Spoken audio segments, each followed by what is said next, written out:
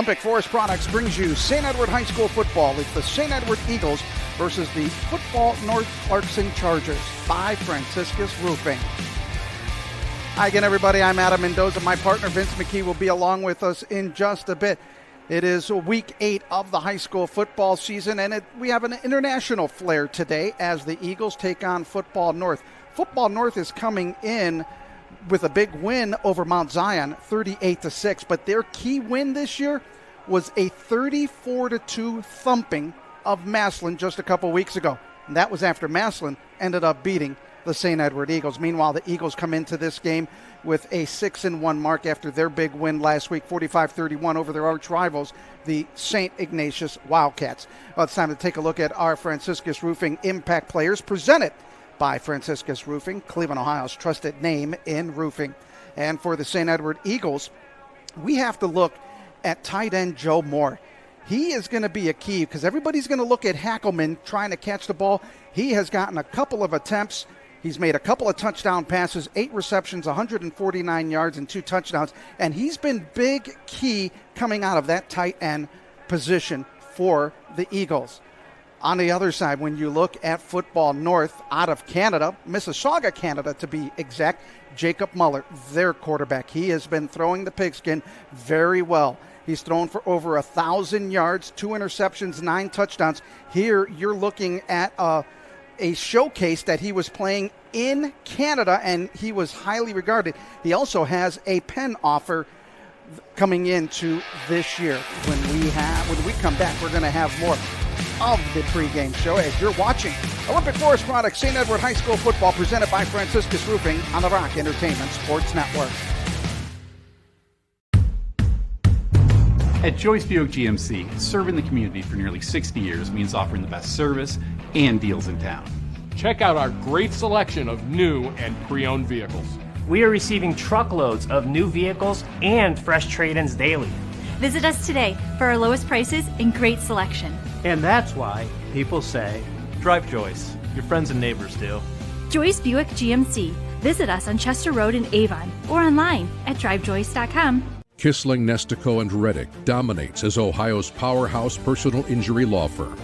For 2 decades, K&R has been relentless in our pursuit of justice, battling the big insurance companies and securing some of the largest settlements in the Buckeye State. We forged our way to the top by taking on the toughest cases and treating every client like they're our only client. Hurt in a car? Call K&R, Ohio's largest injury law firm, at 1-800-HURT-NOW.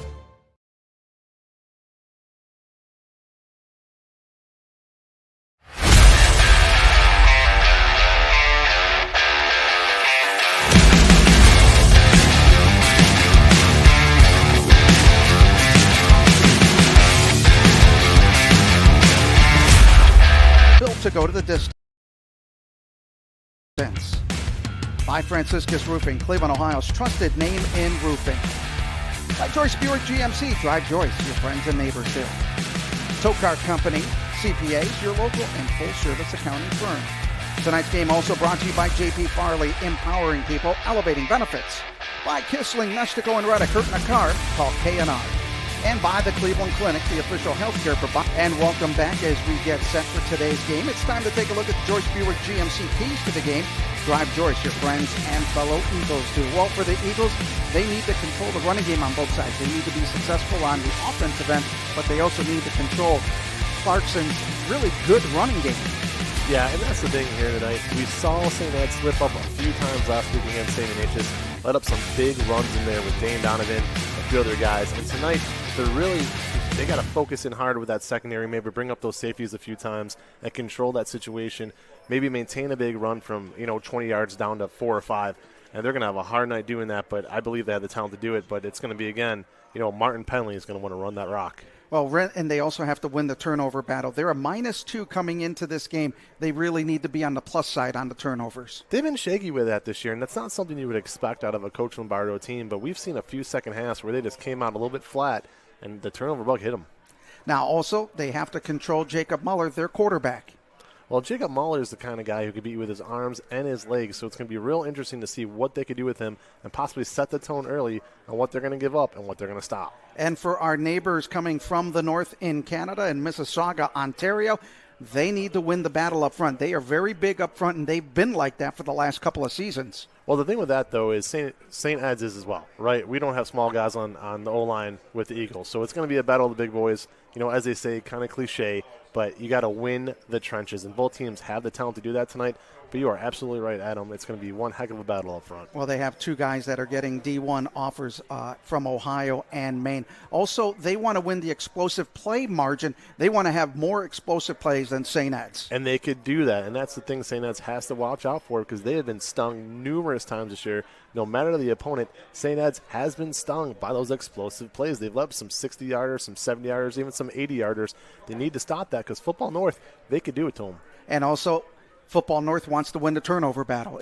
That's a big key for either team. Well, ask Massillon that question, right? A few weeks ago, Football North kind of stunned the state here of Ohio. Seven turnovers they put Massillon into, and it just wasn't a pretty scene that night. St. Ed's has to avoid that at all costs. At 3-3, the Eagles. 2 straight. We mentioned that big win against Massillon. They're fresh off a big win against Zion Prep. This is the kind of school that could come here into Lakewood and take this victory. Don't let that 3-3 record fool you. On the other side of the tape, as we're calling it tonight, on the other side of the tape, St. Ed's 6-1. Those are 6 hard-earned wins against some of the best teams you're going to find around here and outside of the state. Absolutely, and then you look at the passing yards. Pretty balanced for Football North, averaging just about 400 yards a game, and for the Eagles, just under 400 yards at 392. But still, really, you look at it for the Eagles, the run is their thing. The run is definitely their thing. Brandon White being back this year, completely healthy, has changed everything. He is fresh off winning Player of the Week in numerous polls last week all around the state. This running game, hats off to TJ Gallagher. They run too deep with having Tyrese Buchanan to follow up with Brandon White. Really a good 1-2 combo. But the thing about it is, as good as the Eagles are on the running side of things, Football North is going to show you they could pass it all over the place. They got guys like Andre Metzler, Donovan Wade, and Tyson Clark. It might be a long night for that Eagles secondary if they can't control them. When we come back, we'll get ready for the opening kickoff of this matchup. You're watching Olympic Forest Products, St. Edward High School football, presented by Franciscus Roofing on the Rock Entertainment Sports Network.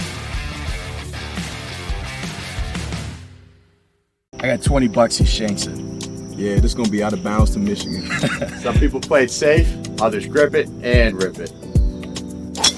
That's why I call long drive right down the fairway. Just like Olympic, long reach, no shortcuts. For over 40 years, Olympic's been hitting it long and straight, delivering dependable, high-quality pallet solutions with national coverage and local service. Fairways and freightways. Keep it straight, keep it consistent. Olympic Forest Products. Consistent, reliable, built to go the distance. Started by a father, built by a family, proudly serving Cleveland since 1991. Franciscus Roofing has delivered honest, high-quality work starting with one truck and one promise: do the job right. From inspections to full replacements, our family-owned team brings craftsmanship to every roof.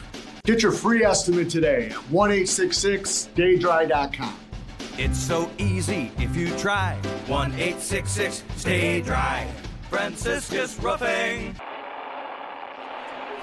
And welcome back to First Federal Lakewood Stadium. Adam Mendoza along with Vince McKee. Glad to have you along here on the Rock Entertainment Sports Network as you see the Eagles getting ready to hit the field. Senior night here on this absolute gorgeous Friday night in Northeast Ohio as the Eagles come onto the field 6-1. And Vince, we were talking about keys to the game and all that. You cannot take this Canadian team lightly whatsoever. Not at all. And on a night like tonight, like you said, it is nice out, but there is a good hint of wind right now, Adam. I was down on the field pregame, a lot of wind, and you say don't take them lightly. You really can't. 3-3 record, throw that out the window because they could run the ball, and they could run the ball well. Josh Martin Penley, this guy's coming in tonight. They've only played 6 games. He's got 710 yards already, 7 touchdowns. And as we've talked about in the pregame as well, they have a big offensive line. So what North wants to do tonight, Clarkson North, Football North, they want to win that battle at the line of scrimmage. And Adam, if they could do that, we might be in for a real good game tonight. Well, let's take a look at our weather for tonight. As you see, Glory standing up. Temperature 60 degrees. It will drop as the evening goes on, but we have a 12-mile-an-hour wind. That's pretty steady. Sometimes it gusts about 15 to 17 miles an hour. Still a clear night for football on a beautiful Friday night. It is absolutely high school football Friday night weather. You can't deny it. You just almost taste it in the air. And this is probably going to be, judging right now what it is at October 10th. So when you look at that, I'd say this is probably going to be one of the final Friday nights we get without any kind of maybe rain, mist, or chill in the air. I don't want to jinx it. You just jinxed it. I just jinxed it. I know, but this is actually the perfect night for weather. And we see about a good 75 fans have come in from Toronto, so we're going to get a pretty good night for them as well. Make their 5-hour trip worth it. And we also want to welcome the folks that are watching from the northern border of Canada and in Ontario or wherever some of these players come from across the provinces of Canada. We welcome you to our broadcast as we get set. It will be St. Ed's getting the football. They are going to go left to right, so they're going to go from the north end of the stadium to the right. And right now, when you look at the kicker right there, Giancarlo Shaheen, this is a kid that we saw in pregame. He has got a leg. He was boosting them from 59 yards with room to spare. I mean, you don't see that in high school very often, but you are right. One heck of a leg on him. Going to be interesting to see if we could even get this one returned with Hackelman or Brandon White. And as we've seen, you want to kick it away from Hackelman. He's got a 99-yarder this season. Well, you also have Brodon Moore, who's got he's got a touchdown return as well. So you've got 3 touchdowns back there as this kick will be up and it'll go into the end zone, and it'll be a touchback, and the Eagles will start off at their 20-yard line. As this is going to be the opening drive, and it's brought to you by Kissling, Nestico, and Reddick. Hurt in a car, call K&R as we will take a look at our quarterback right there. There is Johnny Ivanchik, and you look at last week against St. Ignatius, 75% threw for 185 yards, 3 touchdowns. Who did he throw those touchdowns to? All 3 to Zach Halkeman, once again breaking his own record last week. And you look at it, 16 touchdowns this year. I know you'll correct me if I'm wrong, but 10 of them correct to Hackelman. Yeah. And he also loves our tight end, Joe Moore. Oh, 12. You're right. I forgot about last week. What I just said there. So, yeah. So we got 1st and 10 at the 20-yard line for the St. Edward Eagles. And they're going to give the ball to Brandon White as he tries to get through that tough big line of Football North. And it's going to be maybe a loss of a half yard. This offensive line for the Eagles, they are going to have to really get a good push out there. They're going to have to establish that dominance early. We talked about it again a little bit in pregame, but this is a big line on the D line of Clarkson North. They're going to try to move around as well. So it's going to be an interesting night. We'll see how it plays out very early, but you can see on that very first play, Brandon White is always going to be turning those legs no matter what. When you look at Football North, they go 235, 275, 240, and 220 across the front. But then for St. Ed's, they go 265, 305, 310, 315, and 270. On second down, they put Makovsky in motion, and they try to go with the run, and nothing going right there. No gain, and it's going to be a 3rd and long once again. Well, that's just a complete breakdown there. Right through the gap, went north on that tackle. As you can see, 0 resistance. And I'll tell you what, this RPO needs to get going if it's going to work, but that was not good. So that stop made by Levi Shapiro.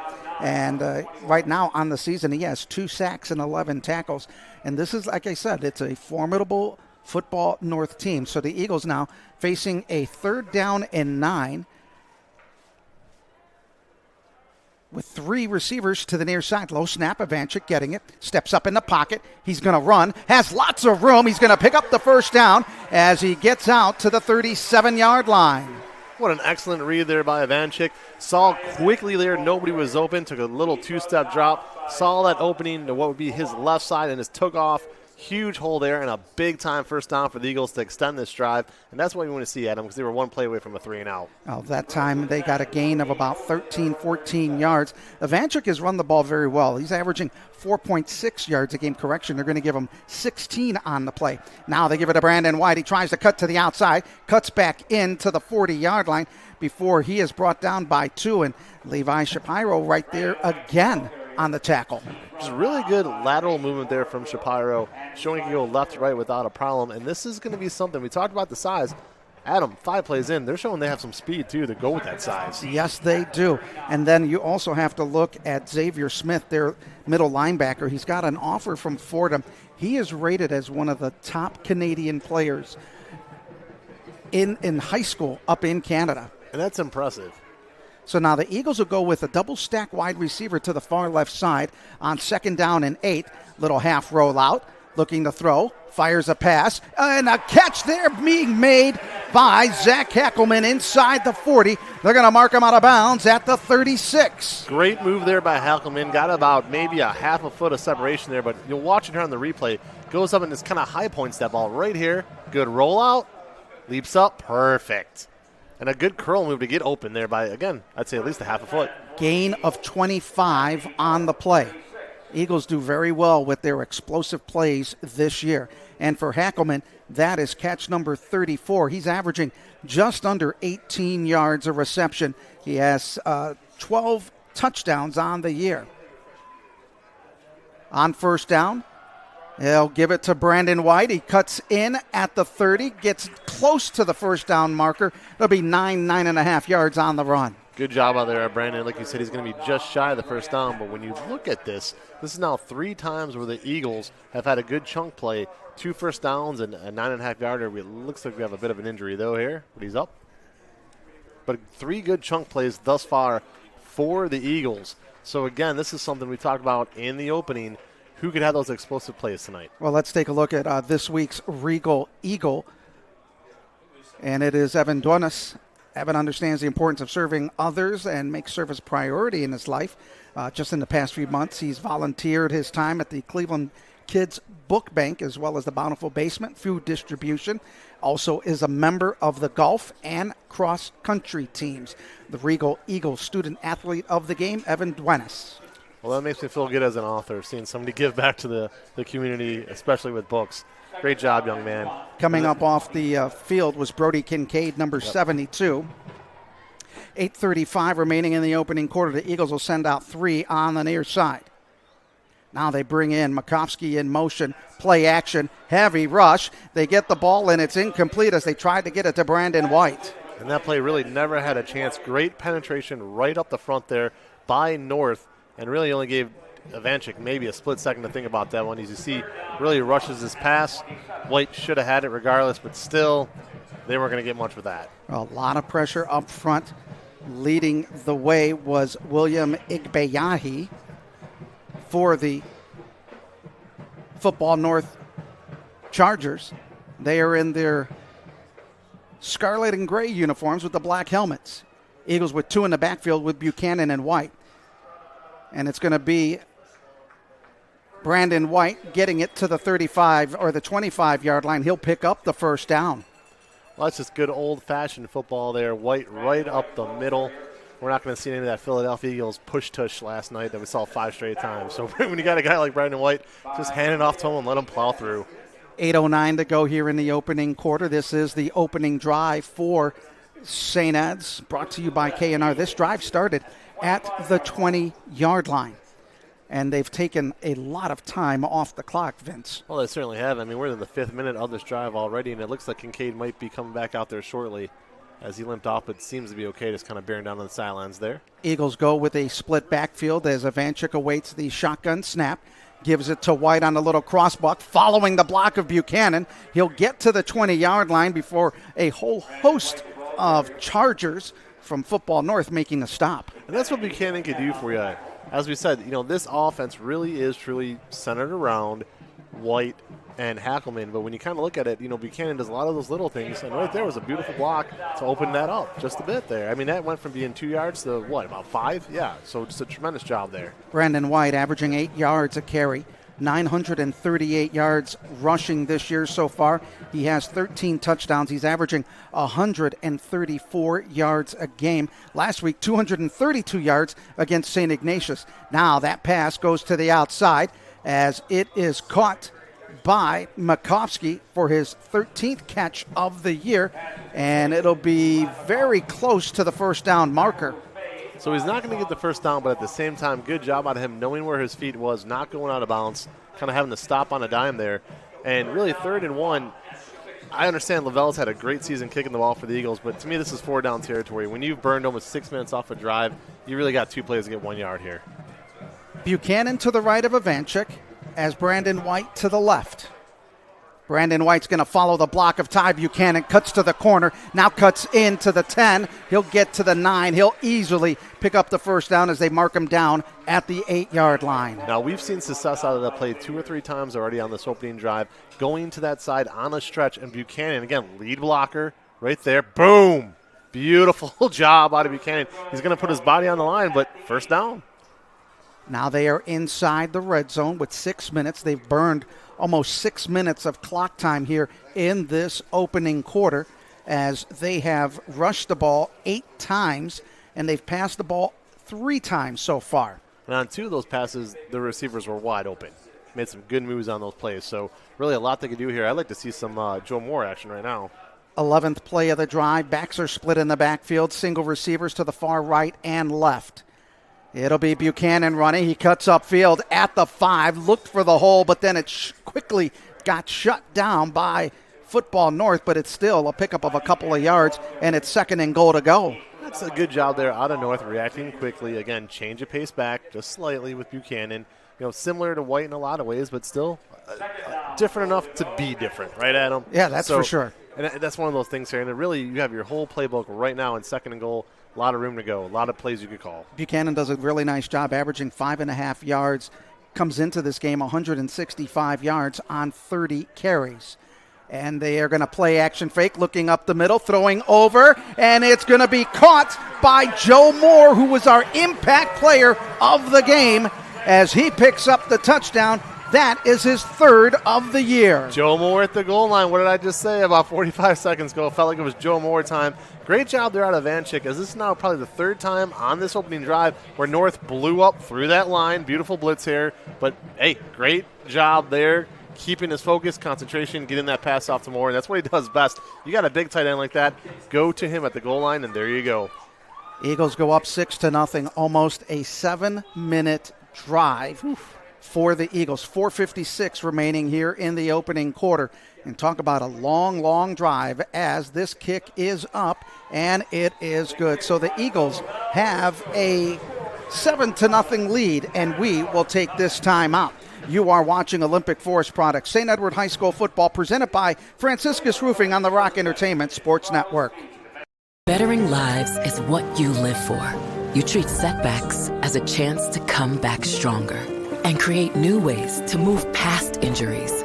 See how we're advancing orthopedic care at Cleveland Clinic today. Welcome back as you look inside the huddle.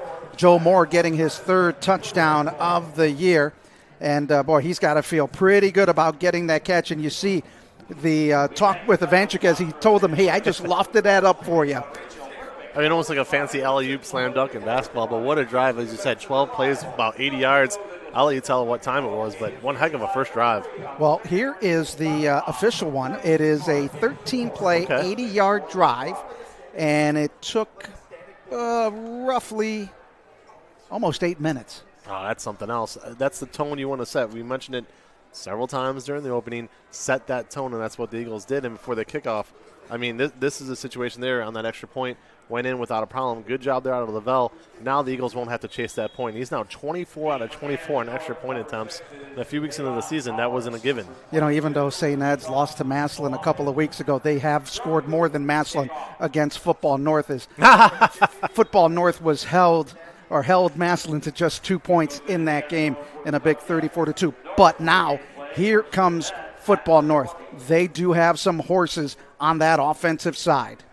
It only took you 7 minutes to get that in, but absolutely. Yeah, I mean, it is what it is now with North. We know they could score. A lot of those points against Massillon were set up against, from turnovers. But let's see what they got on offense. We talked a lot about that running game, and they also got 3 really good receivers as well. So this ought to be a fun one. 7:04 was the time of that drive. Now, Jacob Muller, who has a pen offer. Now they're going to go in a trips tight T formation, and they give the ball to Josh Martin Penley, and he'll pick up about 5 on the play. He is a kid that can really run the ball. 710 yards, averaging just under 9 yards a carry. As you see Jacob Muller right there, 67% pass completion rate, over 1,000 yards throwing the football. A lot of movement at the line of scrimmage. Clock down to 4:30. You see a lot of bunch formations for Football North. They're going to give it to Penley again. He'll break for the first down, and he breaks the second tackle. He's off to the 40-45, and then it takes 3 Eagles to bring him down to the 48-yard line. That is the dangerous moves by Penley, who had 192 yards against Massillon. And you just spoke about it, too. As you said, 7 touchdowns, over 700 yards in 6 games, where he only has 80 total carries. When you do the quick math, and watch this tackle here, arm tackle right off of it. You got to try to stop this kid with his legs and his thighs. Again, 2 more arm tackles. Eventually, they gang tackled him. But to finish that point quickly, he's doing all that with under 10 carries a game. This kid's explosive, Adam. And on that play, he only had 1 shoot. Now they go with the cross-buck action as Penley getting it, breaks out of another tackle, but then quickly wrapped up at the 49-yard line. And coming in on the stop is Matt Wilhelm, who's going to be playing both ways today. Well, Mason Wilhelm there did a phenomenal job there, recovering quickly. And, hey, I'm probably going to call him Matt as well because we all love the former Buckeye Matt Wilhelm. But that being said, this is the way you're going to have to tackle this kid. Put your full body on him, make him work for every yard. Unfortunately, we have another player down on the field. And we just saw Mason Wilhelm, getting a high five from his dad, Matt Wilhelm, as the folks here from St. Ed's on hand. Well, it's time to lace up for the first annual Dillon's Place 5K Run and Murph Challenge happening November 9th in Westlake. Join a run for purpose, helping veterans find their next mission and ensuring no soldier is left behind after discharge. Visit dillonsplace.org for details. Let's run for our heroes. 7-0 as you see the student section and the cheerleaders on hand here at First Federal Lakewood Stadium, and they are the smart ones. They're all bundled up, ready to go because it is getting to be a little bit chilly, as I think we got the country western theme going for the student section. It looks to be the case. There's a picture of me a couple years back with Kevin Stefanski. Somebody's taking a picture of Kevin Stefanski, and you just see me in the crowd amongst all the Cowboys. So it must have been Cowboy night that night, too. That's a big injury right there for Football North. Owen Richardson at 6'6", 270. He has an offer from Maine, but the good thing, he's walking off. It's a little bit gingerly, but Owen Richardson, one of those big guys on that offensive line for Football North. Yeah, and you got to hope for him, too, that maybe you can just tape that up and get him back out there. And even if he doesn't, come back tonight, nothing long-term. His replacement will be Emmanuel Kurgagalis. That's a good Greek name. Yeah, I'll let you pronounce it. Now they go with a second down and 9. Muller's going to look to throw. Heavy rush. Gets out of 1, but he gets taken down back after a loss of a yard on the play as the Eagles get the play. And coming in is Colin Crocker. Excellent job there out of Crocker. We've seen this kid make one big play after another this season. Right there, just eyes the quarterback, busts through, and right down without a problem again. Puts his entire body on him, takes him right down. That's a huge stop now. Huge. Colin Crocker coming in with 4.5 sacks, 9.5 tackles for a loss, brings up a 3rd down and 10 for Football North. Now they'll bring Andre Mutzler to the near side. Muller's going to look to throw. Has a receiver, fires through the hands. Well, again, this was the first time they've had to really throw downfield the entire game thus far, and just right over his head as clock continues to run here. But regardless, just something where you got to hit that kid when he's wide open in stride. And, Adam, it doesn't look like they're going to punt unless I am missing something here. Oh, yep, here he comes. Okay. They've got Giancarlo Shaheen back at the 37-yard line. We've seen he's got a leg. When you look at it, Football North started this drive pretty well. They got some big runs by Penley, but then the Eagle defense made a couple of adjustments here and there. Well, back-to-back plays after that injury, you have a sack, and then you have, a pass where he was rushing and had to throw it away. That might be a game changer. Eagles have everybody up at the line of scrimmage. Yes, they do. Brandon White is standing back at his 15-yard line. That's when 10 players look like 20. Here they come through, and he gets the kickoff. It's a high kick, which will have coverage, and they'll let the ball bounce, and it's going to take a Football North roll at the 14-yard line.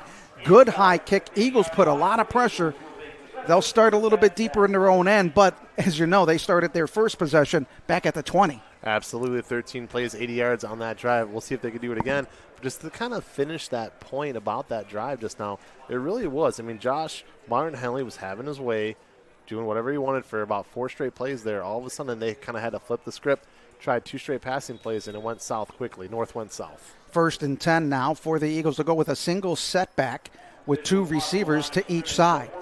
St. Ed's with 33 passing yards, 80 yards in total offense as they give it to Brandon White, and he barrels his way to the 20-yard line, and he'll get about 5 to 6 yards on the play. It seems like he's getting stronger every play, and the line is getting stronger every play. Absolutely. We've seen him get more and more each time. Eventually wears him down and might break one. Now they go with a quick no-huddle offense as Brandon White shoots his way through the gap. He gets the first down, tries to break out of another tackle, and he gets taken down at the 30-yard line. It'll be a gain of 11. And again, we've seen him do that all season long where he might put one hand down on the turf, maintains his balance, that low center of gravity, and just takes off with it. And again, fast-paced offense right now. No huddle offense. They give it to Brandon White. No, he fumbles the football, and it's a scrum, and it's going to be picked up by Football North as they get it at the 21-yard line against Massillon. They took big advantages of the Massillon Tigers when they coughed the ball up 7 times in that game. And there it is. We talked about it in the opening. These turnovers are going to be huge.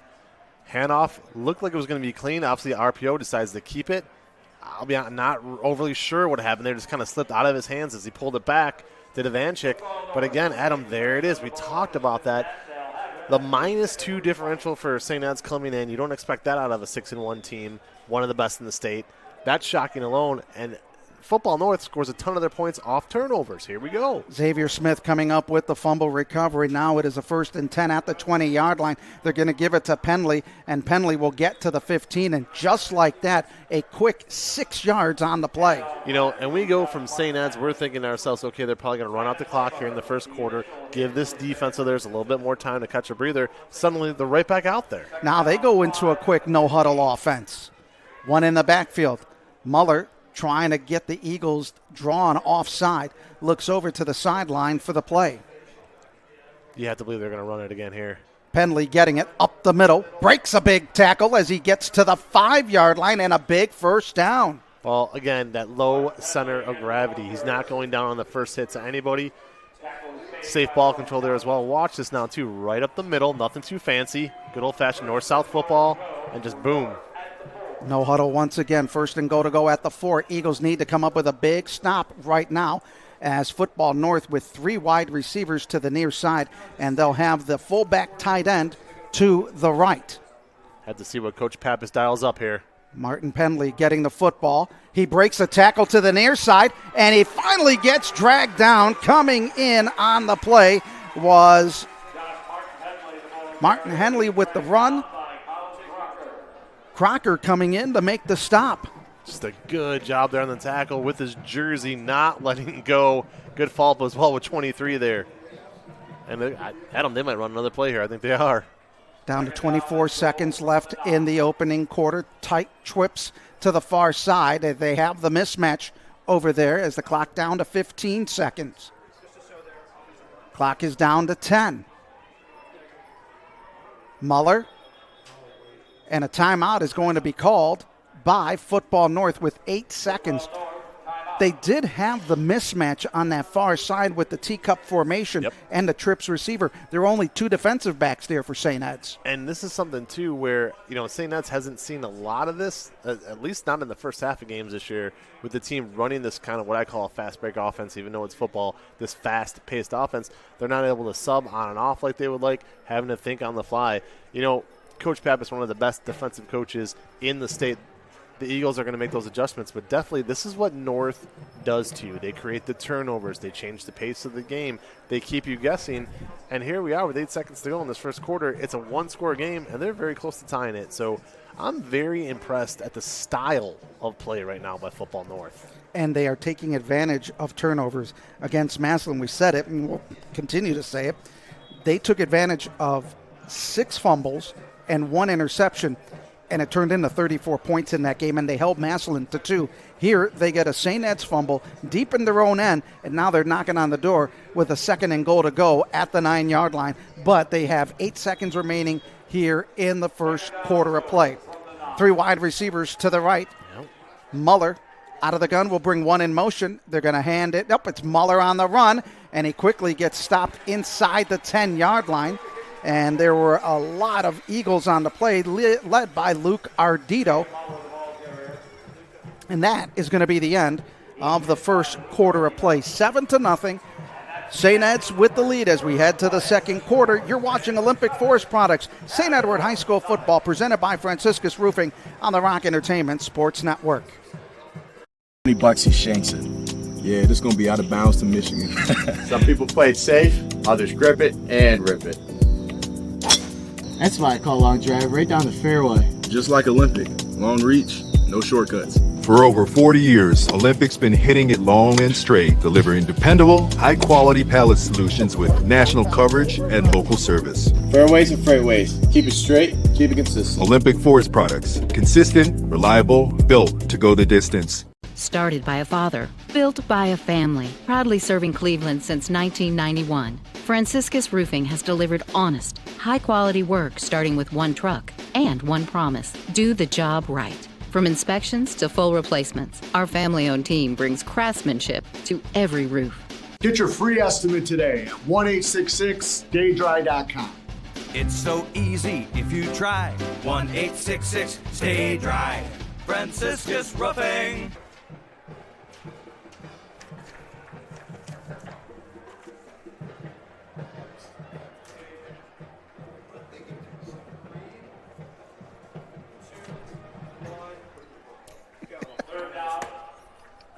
Welcome back.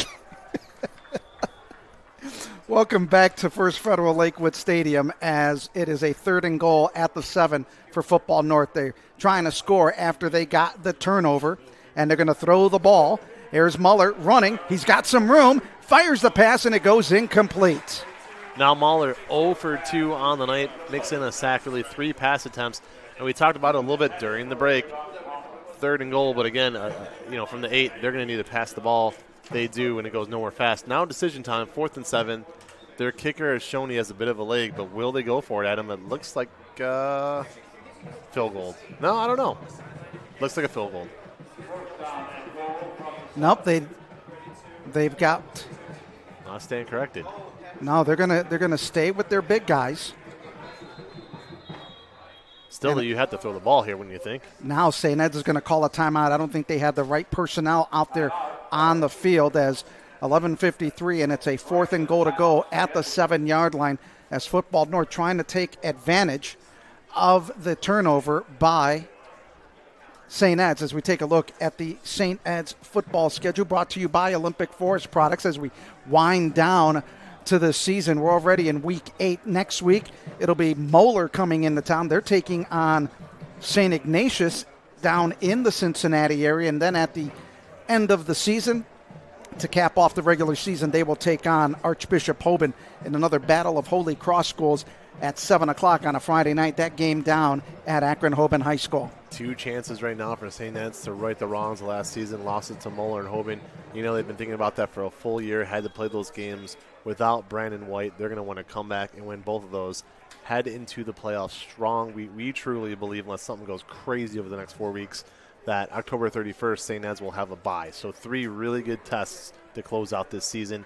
Get a week off, get ready for the rest of those playoffs. And Moeller took a big loss last week at the pit in Cincinnati Elder. So it'll be 4th and goal to go at the 7-yard line. Football North with 4 receivers. They'll bring Meltzer in motion. 2-by-2 set. Muller looks for the shotgun snap, looking to throw into the corner, and it is going to be intercepted by St. Ed's in the back of the end zone. Just a beautiful job there to track that ball all the way. Makai Boone coming up with the INT. Never had a chance. So if you look here on this replay coming up, that never had a chance for a North receiver to catch it. Watch this. About 2 feet over his head, and it was like he was throwing it to Makai Boone all the way. Great work by our camera crew today. up in the booth, down on the field. Lucas Swanson on the field getting you the sideline shots. Andrew Henderson up in the booth getting you your high shots. And right now, St. Ed's will get it. This will be their third possession. First possession, they scored a touchdown. Their second possession, they fumbled the football. Now let's see what they can do on this third possession.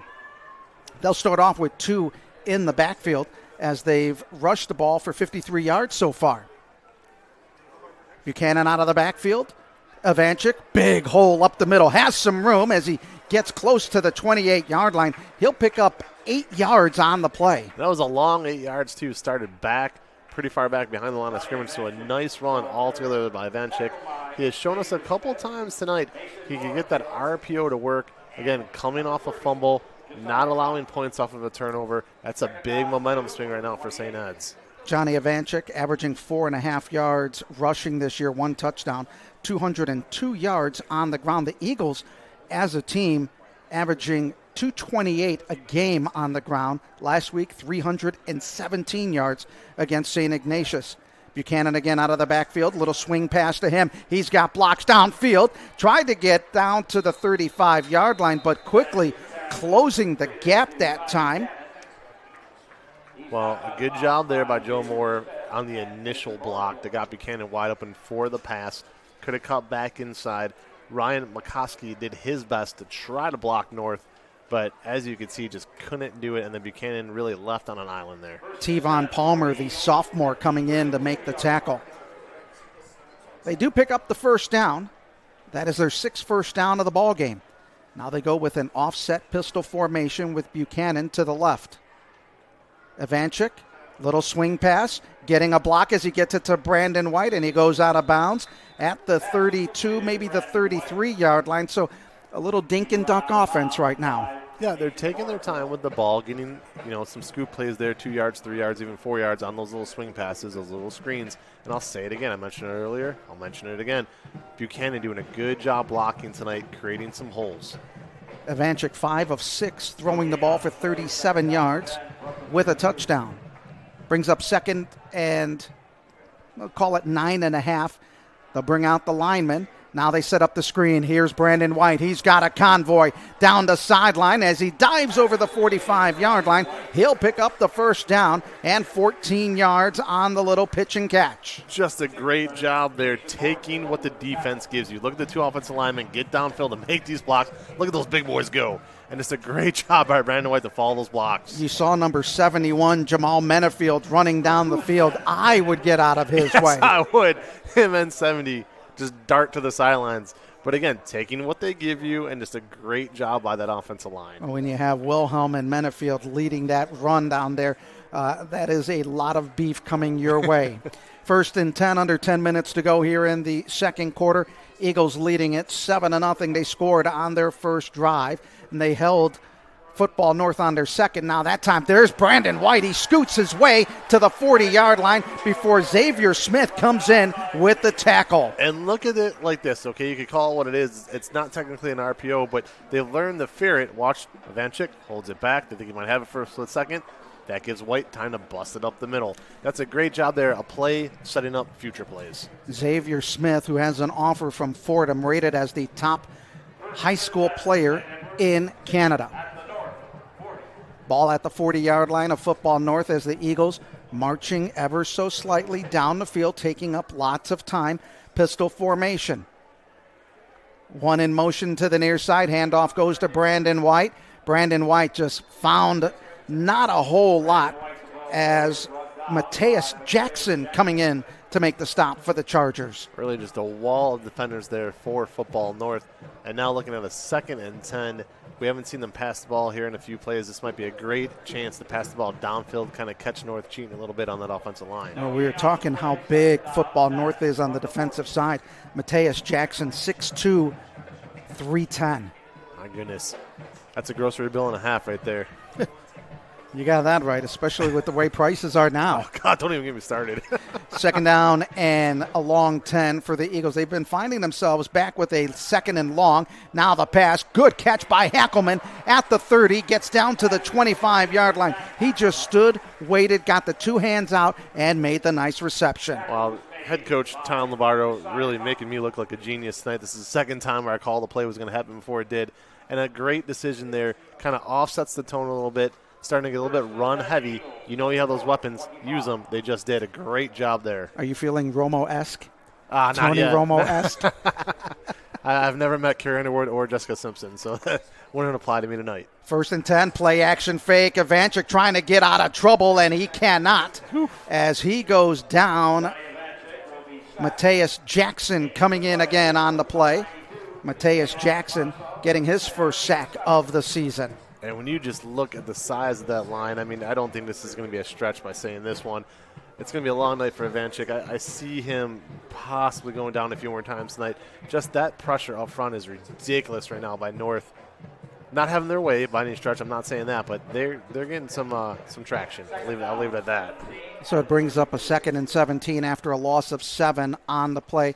Eagles struggling against this big defensive line. Ivanchik now running, has lots of room. 25-20, spins his way inside the 20 to the 19-yard line before he is brought down by Josiah Thomas. Great vision. That is all vision right there. You remember Casey Bullock used to have that same kind of vision downfield. Seeing them bust through that middle, let them over-pursue. We've seen that work a couple times. We've seen the screen passes work a couple times. So if you're going to give up that traction in the middle, get that on the offset, and that's what he did. There you see Coach Tom Lombardo, 121 wins to 23 losses at St. Ed's. Overall in his coaching career, 210-61 with 5 state titles. And we're going to have a timeout called by St. Ed's with 6:38 remaining here in the second quarter. St. Ed's leading it 7-0. And with that, we're going to take a timeout. You are watching Olympic Forest Products, St. Edward High School football, presented by Franciscus Roofing on the Rock Entertainment Sports Network. Bettering lives is what you live for. You treat setbacks as a chance to come back stronger and create new ways to move past injuries. See how we're advancing orthopedic care at Cleveland Clinic today.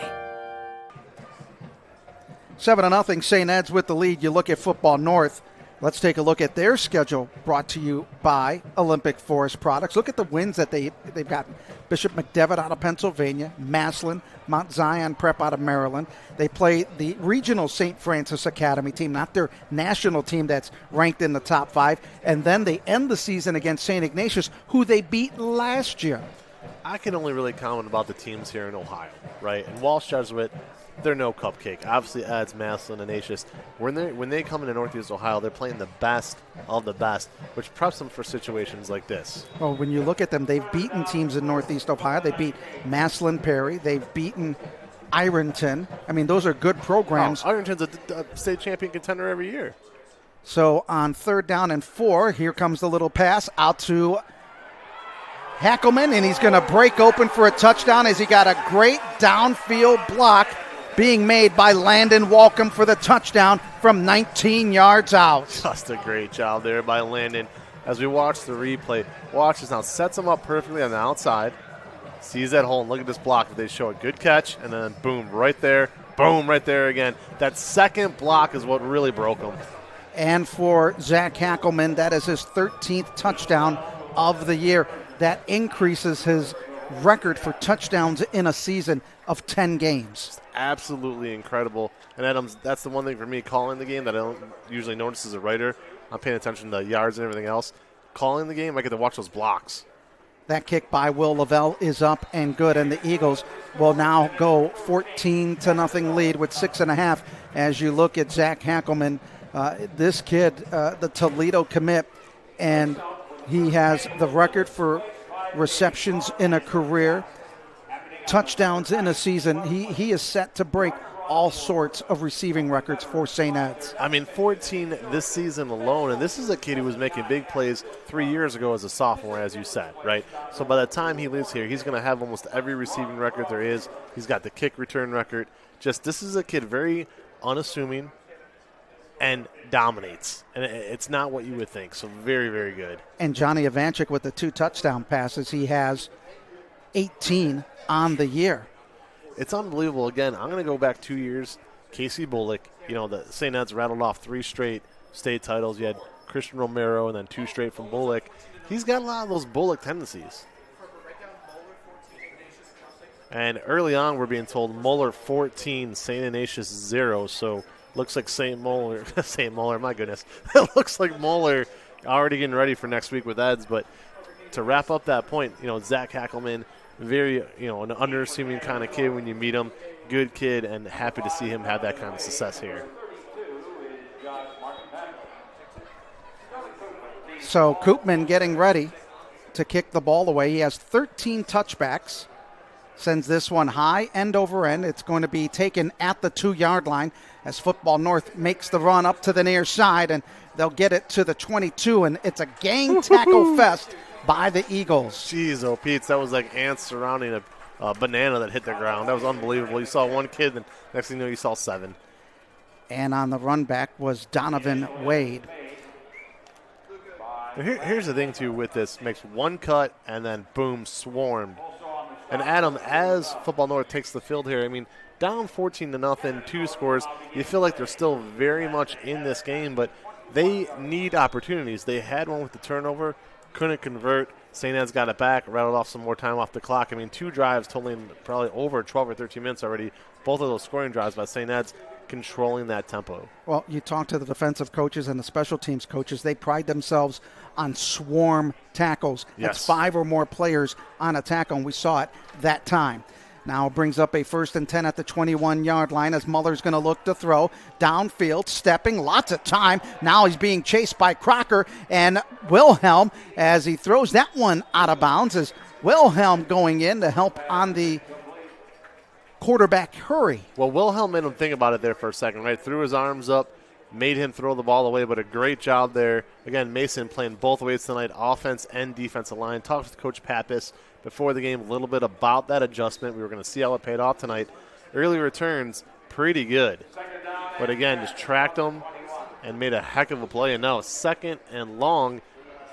You'd have to believe North is going to try to rely on their run because it's what they've been able to do best tonight, but eventually they need to pass the ball. Well, they've got 41 yards in total offense. They've run the ball for 41. Now they're going to give it to the quarterback, Muller, and he goes nowhere, back at the 20-yard line. Great job there, though. Faked me out.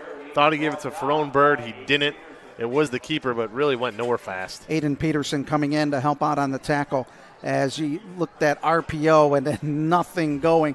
Peterson leading the charge for St. Ed's along with BP Pelosi. Just the evolution of high school football over the last 10 years with that RPO. When I first started doing this a little bit around a decade ago, kind of jumped off after that. But some teams do it well, some teams, that's what happens. So it brings up a 3rd down and 10. 3rd down conversions, 0 for 2 for Football North. They'll load up with 2 receivers on either side. Muller's going to look to throw. Steps up in the pocket. Fires the pass, looking for his intended receiver. Had a beat on the receiver, but too strong of an arm that time, as that pass was intended for number 12. That was Brendan Bally. Well, just a wonky play all the way around. Was at the line of scrimmage when he threw it. Might have even been maybe a foot past it. Threw it on the run. Had his guy wide open, just botched it. And when you look at Andre Meltzer, Donovan Wade, Tyson Clark, the 3 big receiving threats for North, they've combined for 0 catches tonight. I don't have the stats in front of me immediately, but I want to say he's at least over 5, over 6 with a sack. Am I close? He is 0 for 5 and 1 sack, yes. Well, I am a math major. I help out my 4th grade daughter with her math homework all the time. Now Shaheen getting ready to kick it high in the air. It'll be Hackelman is going to let it bounce, and it'll take a St. Ed's bounce as it is downed at the 45-yard line. So the Eagles will be in Football North territory with a 14-0 lead and 5:11 to go here in the opening half. This is a chance right now for St. Ed's to really bust this game wide open. North has shown, at least early on here, they have not been able to throw the ball. You take 4 or 5 minutes off the clock right now, take it in the half, possibly up 21-0. I mean, this might be over with by halftime.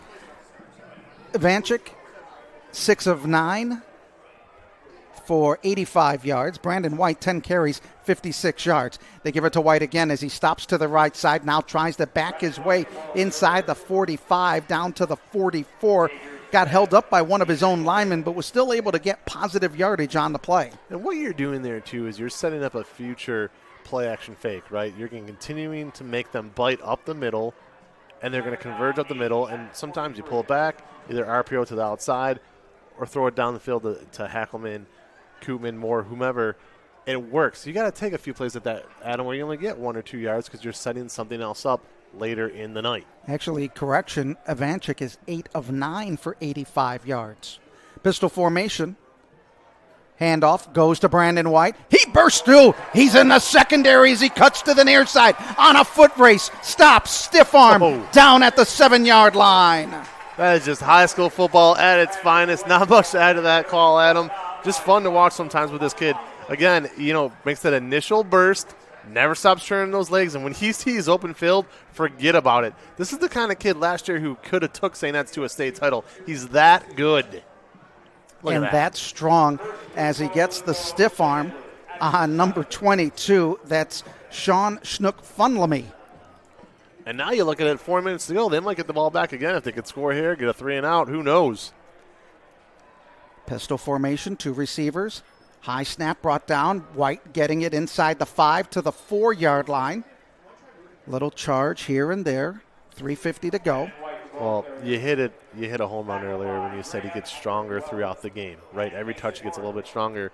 That's 100% accurate. We've seen him get 2 and 3, and we've seen him get 35. And this kid can do it all. And now, again, you're giving Coach Lombo a 2nd and goal from the 3, really maybe the 4.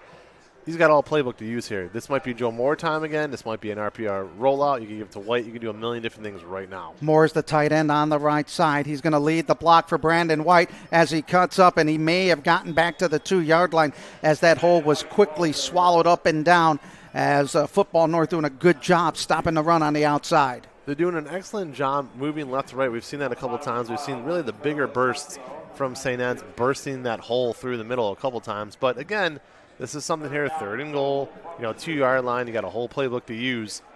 I'll put you on the spot this time. Right, left, middle, or pass? Well, let's see. They're going to bring in Colin Tedesco in there. He'll be that second back. They'll use him primarily as that blocking back right now. So he'll be in the offset eye to the left of Ivanchik. Brandon White in the backfield. Now they're going to give it to Brandon White. Nope, there is a pass, intercept.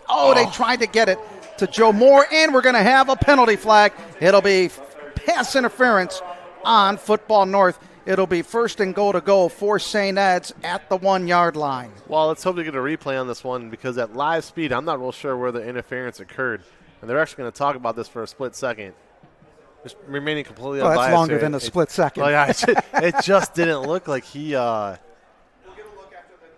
Yeah, I mean, we're going to get the call here first, but I'm not sure. I really thought the defender timed it up perfectly. I could be dead wrong. We're sitting about half a mile away. But it's a possibility that they could I think wave they might the pick flag. This flag up. It looked like a clean hit.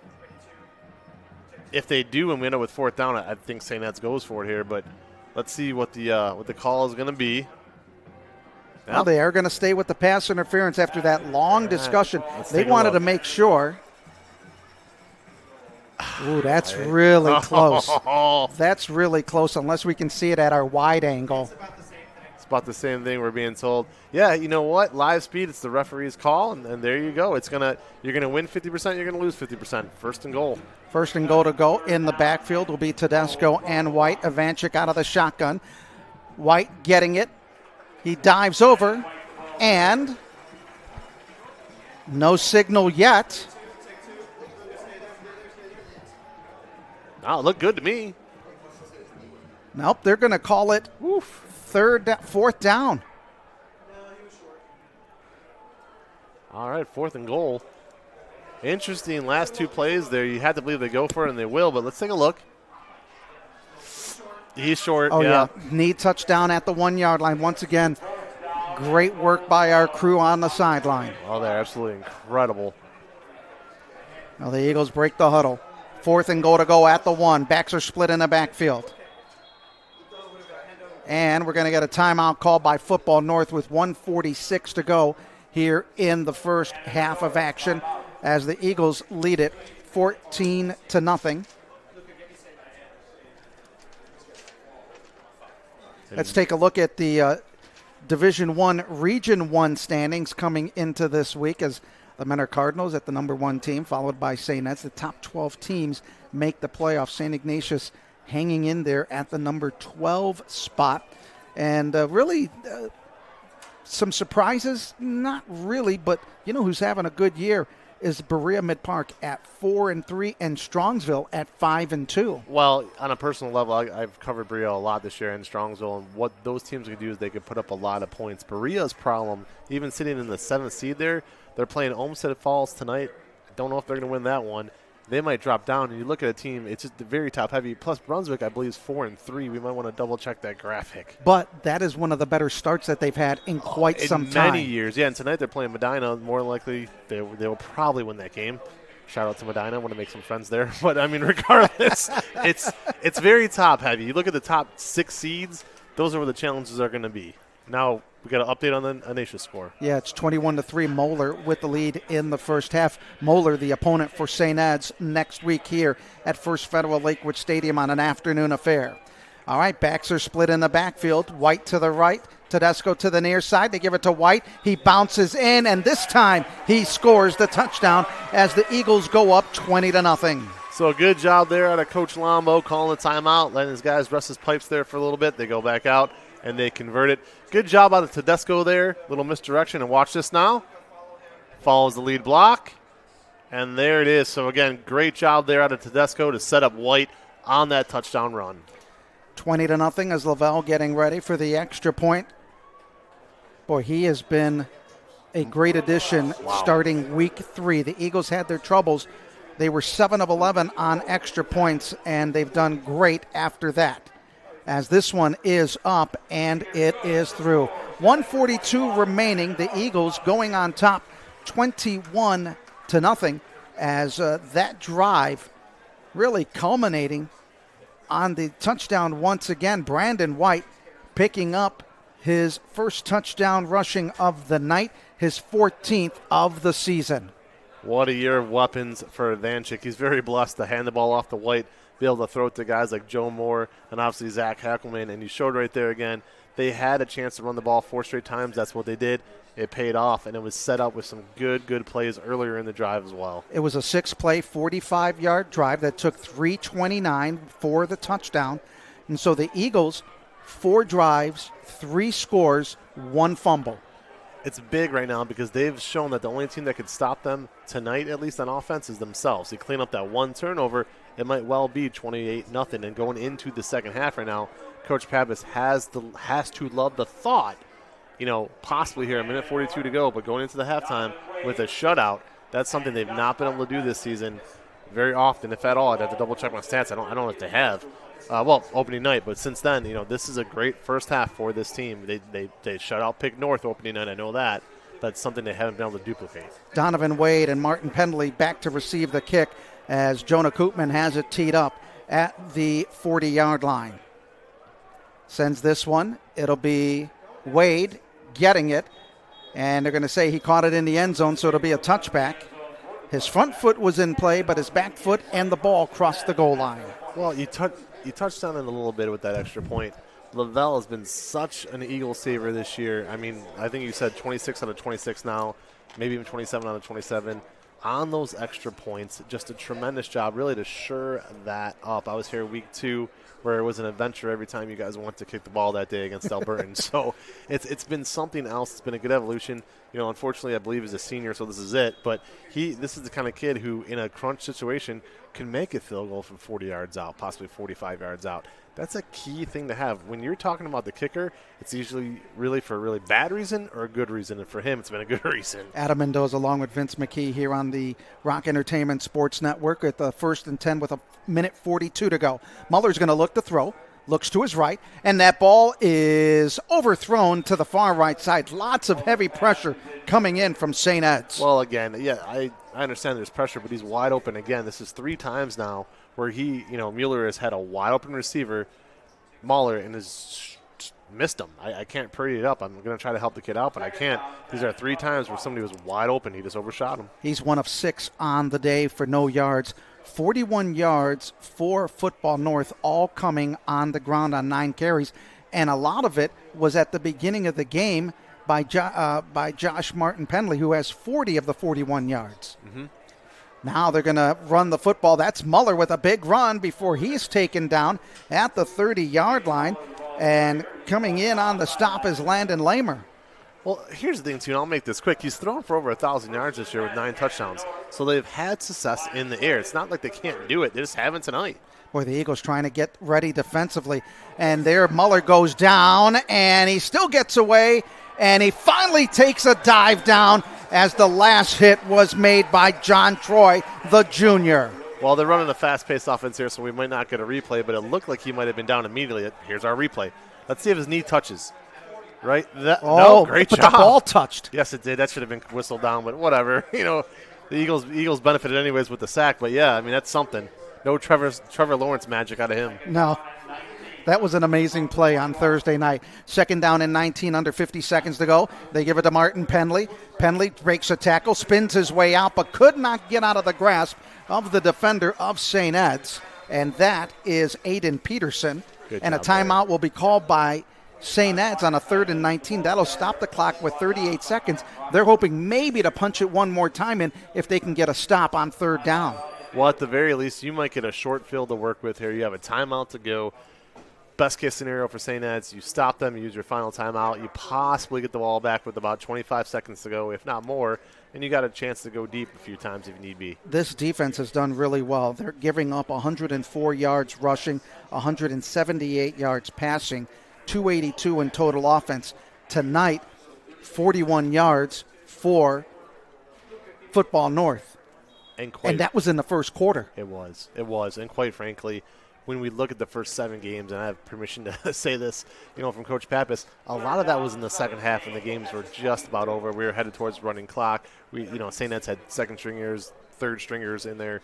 So a lot of those yards are kind of manufactured late when the game was already over. That's how dominant the first team has been. Martin Penley in the backfield. He'll get the handoff, trying to find a block, but then he gets hauled and stopped at the 24-yard line with 30 seconds to go. St. Ed's with no timeouts, not able to stop the clock, and I think that might be the last play of the first half because Football North does not have to get a play off here to end the first half of action. But the Eagles going into the halftime break with a strong 21-0 lead. Their only bad thing was the fumble, but the defense came up with an interception after that. Yeah, very much so. You'd have to believe this could very easily be a 28-0 game going into halftime. A lot of positives to take out of that first half. That is going to be the end of the first half of play here at First Federal Lakewood Stadium. You're watching Olympic Forest Products, St. Edward High School football presented by Franciscus Roofing on the Rock Entertainment Sports Network. $20 he shanks it. Yeah, this is going to be out of bounds to Michigan. Some people play it safe, others grip it and rip it.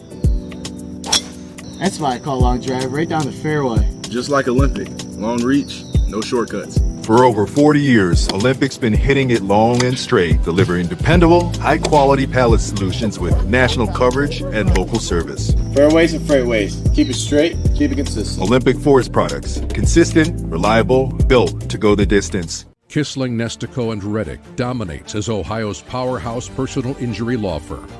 For 2 decades, K&R has been relentless in our pursuit of justice, battling the big insurance companies and securing some of the largest settlements in the Buckeye State.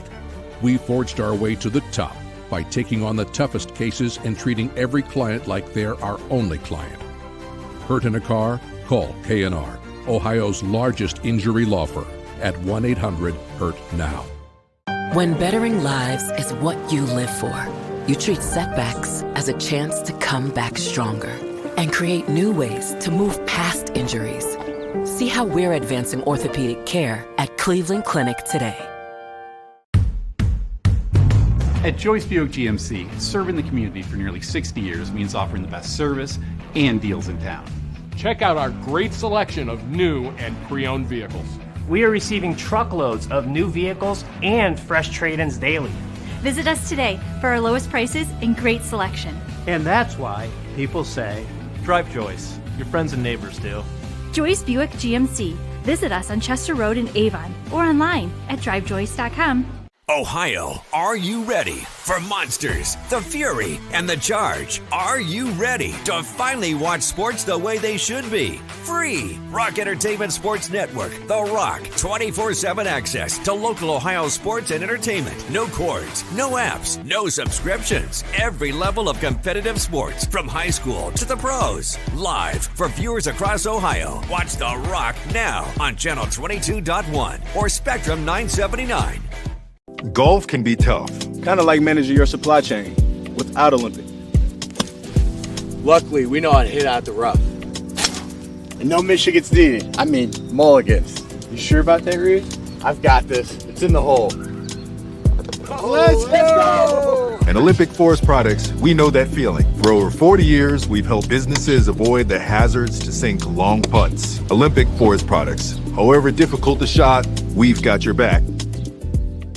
Started by a father, built by a family, proudly serving Cleveland since 1991. Franciscus Roofing has delivered honest, high-quality work starting with one truck and one promise: do the job right. From inspections to full replacements, our family-owned team brings craftsmanship to every roof. Get your free estimate today at 1-866-STAY-DRY.com. It's so easy if you try. 1-866-STAY-DRY. Franciscus Roofing. Being in Esmond is all about brotherhood, a diverse community where everyone has your back. It's an education for the future, showing us how we can all make a difference in the world. It's about top-tier athletics, pushing us further than we ever thought we'd go. We invite 8th grade families to experience Holy Cross hospitality at Open House on Sunday, October 5th. See you there.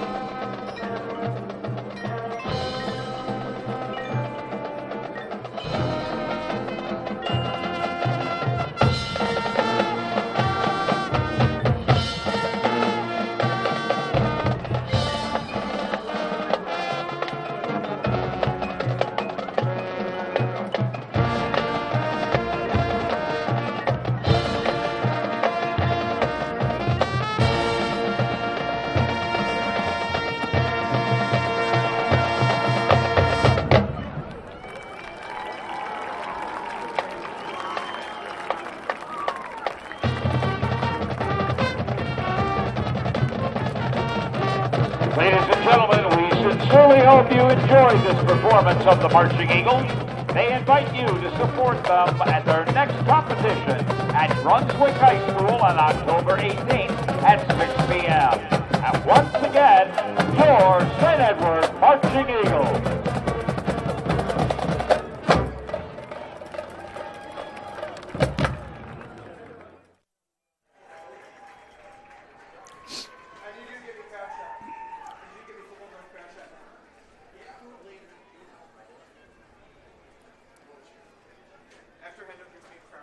All right.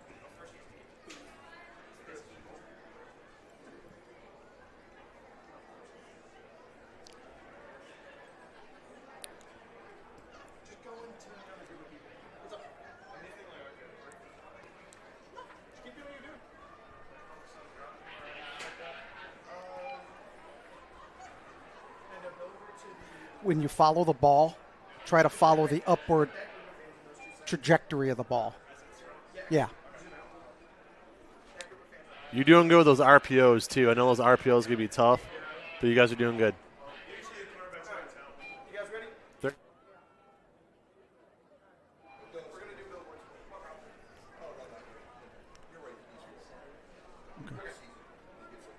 Ready in 3, 2, 1, go. Tonight's game is being brought to you by Olympic Forest Products. Consistent, reliable, built to go the distance. By Franciscus Roofing, Cleveland, Ohio's trusted name in roofing. By Joyce Buick GMC. Drive Joyce, your friends and neighbors do. By Tokar & Company CPAs, your local and full-service accounting firm. Tonight's game also brought to you by J.P. Farley, empowering people, elevating benefits. By Kissling, Nestico, and Reddick. Hurting a car? Call K&R. And by the Cleveland Clinic, the official healthcare provider of St. Edward Athletics. Eagles lead this one 21-0. Adam Mendoza along with Vince McKee. Thoughts on the first half? You know, the biggest thought I have right now is 0 for 6 passing out of North. Who would have thought that coming in? That is dominance in that secondary for St. Ed's, not allowing him to have a ton of time to throw the ball. And quite frankly, 3 of those times when he did have a little bit of time, he overshot his guy by about 10 yards. They're in his head at him, 0 of 6. How often could you say that for a team this good? Not very often. But when we come back after this timeout, we're going to take a look at the highlights coming up of the first half. You're watching Olympic Forest Products, St. Edward High School football, presented by Franciscus Roofing on the Rock Entertainment Sports Network. Can be tough. Kind of like managing your supply chain without Olympic. Luckily, we know how to hit out the rough. And no Michigan's needed. I mean, mulligans. You sure about that, Reed? I've got this. It's in the hole. Let's go! At Olympic Forest Products, we know that feeling. For over 40 years, we've helped businesses avoid the hazards to sink long putts. Olympic Forest Products. However difficult the shot, we've got your back.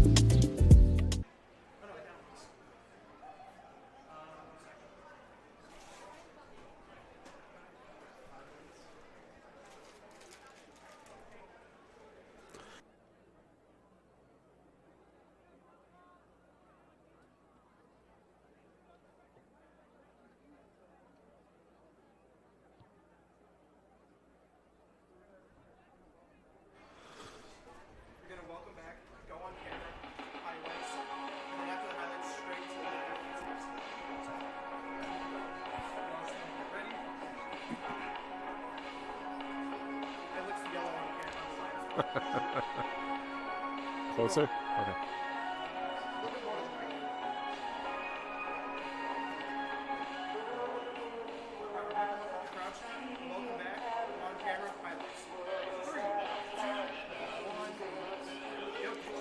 And welcome back to First Federal Lakewood Stadium as the score is 21-0. The Eagles over Football North as we get set. Adam Mendoza along with Vince McKee. So glad to have you along here on the Rock Entertainment Sports Network as we take a look at the highlights in this game. All the points coming from St. Ed's, and really they got it on some great plays today. And long, consistent drives. We talked about explosive plays and explosive drives. They're taking their time. This one goes to Joe Moore. We talked about him as our impact player. On a short situation, he was wide open. They kept their minds on Hackelman and the other receivers, but Joe Moore was able to come back and make the catch. Then you look at the second touchdown as the Eagles went up 14-0. It was Brandon White, or actually they threw the ball over to Hackelman this time on the near side, and look what he does with that great downfield block. Tremendous job going up, catching that ball, two hands, and seeing that vision. But again, it was a downfield block. You mentioned it. That's what broke that for that touchdown, that downfield blocking. And the final touchdown, well, you know you got Hackelman. You had Moore. You've got to get it to B-Dub. They call him B-Dub. It's Brandon White, number 2. It's a great job here again, finding this block right in, and that was a 4th and goal. Must had to have it, and they did. Tremendous job there by White, just following his block, pushing through. Now it's time to take a look at our Tokar and Company halftime stats. You look at the score, 21-0, but look at the disparity in the numbers. It's unbelievable when you look at that passing stat. 0 yards, as we said.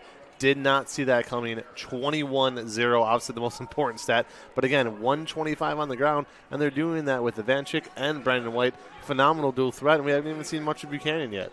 And we're going to see, look at that, 210 yards to 46 yards, 11 first downs to 3. The Eagles, pretty clean first half. No penalties, just one penalty for 1 yard. That was that pass interference in the end zone. Yeah, it's been a clean game really both ways. So as you look at the score, 21-0. St. Ed's with the lead over Football North. When we come back, we'll have the start of the second half. You're watching Olympic Forest Products, St. Edward High School football, presented by Franciscus Roofing on the Rock Entertainment Sports Network. $20 he shanks it. Yeah, this is going to be out of bounds to Michigan. Some people play it safe, others grip it and rip it. That's why I call long drive right down the fairway. Just like Olympic, long reach, no shortcuts. For over 40 years, Olympic's been hitting it long and straight, delivering dependable, high-quality pallet solutions with national coverage and local service. Fairways and freightways. Keep it straight, keep it consistent. Olympic Forest Products. Consistent, reliable, built to go the distance. Started by a father, built by a family, proudly serving Cleveland since 1991. Franciscus Roofing has delivered honest, high-quality work starting with one truck and one promise: do the job right. From inspections to full replacements, our family-owned team brings craftsmanship to every roof. Get your free estimate today at 1-866-STAY-DRY.com. It's so easy if you try. 1-866-STAY-DRY. Franciscus Roofing.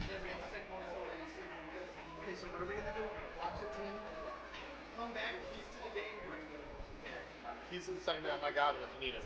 Yeah. All right. And then we'll come back with the reset. We're not on camera.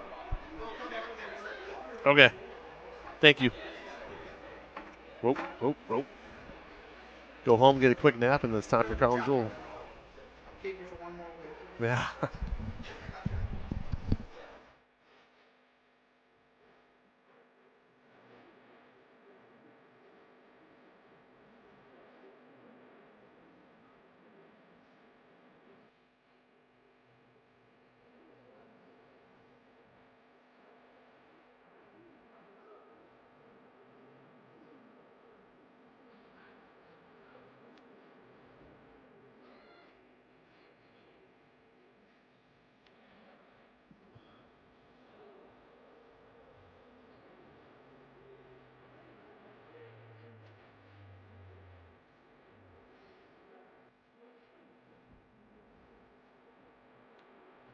please. It's my all-time favorite song right there.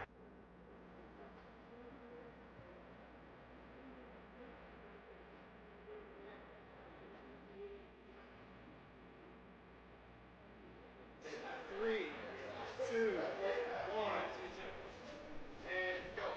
21-0. St. Ed's with the lead over Football North as both teams getting in their last-minute warm-ups to start the second half. Adam Mendoza along with Vince McKee. How about we get McKee's keys to the second half? I like it. That's a marketing tool right there. Sounds like $1 million sponsor waiting to happen. For me, Football North, it's really pretty easy. Develop a passing game and do it quickly. You look at these stats for this season. They have guys who can go up and catch the ball. Clark, 30 catches, 410 yards. Wade, 26, 350. And Meltzer, 22, 350. They have guys who can do it. Now that they're down 21-0, they really have no choice but to throw the ball. For St. Ed's, actually pretty simple. Long drives, take more time off the clock, and end all doubt. When you look at it, it very easily could be 28-0 right now. Instead, it's 21-0. They're going to get the ball second, so if they can get a quick 3 and out, even maybe get the ball after a first down or two. But they have a chance to completely put this game out of reach. My key is the game, as simple as that. And I think one other key for Football North, they have to get the ball to Martin Penley. Oh, absolutely. I mean, here's the thing, too. As much as I said they want to throw the ball and they need to, at the same time, don't go away what's been working for them. We saw him have 40 yards, I believe, on those first 2 drives. So for St. Ed's, they have to gang tackle the kid. They have to tackle him low. They have to put 2 bodies on him at once. But he is capable of breaking one deep. And we've seen it, St. Ed's, a couple times this year, come out and start the second half off slow. We've seen him do it with a big lead. That has to be something Coach Pappas preached at halftime. Don't let it happen again, because this kid, Josh Martin Henley, he could break one. 21-0. We're going to take this time out. When we come back, second half getting ready to start. It is Ohio versus Canada. St. Ed's, Football North. Coming up next on the Rock Entertainment Sports Network. $3 he shanks it. Yeah, this is going to be out of bounds to Michigan. Some people play it safe, others grip it and rip it. That's why I call long drive right down the fairway. Just like Olympic, long reach, no shortcuts. For over 40 years, Olympic's been hitting it long and straight, delivering dependable, high-quality pallet solutions with national coverage and local service. Fairways and freightways. Keep it straight, keep it consistent. Olympic Forest Products. Consistent, reliable, built to go the distance. Started by a father, built by a family, proudly serving Cleveland since 1991. Franciscus Roofing has delivered honest, high-quality work starting with 1 truck and 1 promise. Do the job right. From inspections to full replacements, our family-owned team brings craftsmanship to every roof. Get your free estimate today at 1-866-STAY-DRY.com. It's so easy if you try. 1-866-STAY-DRY. Franciscus Roofing. To what? I changed it back to 6. I don't know. It's probably it's working its way back up. And then you had a problem at 60?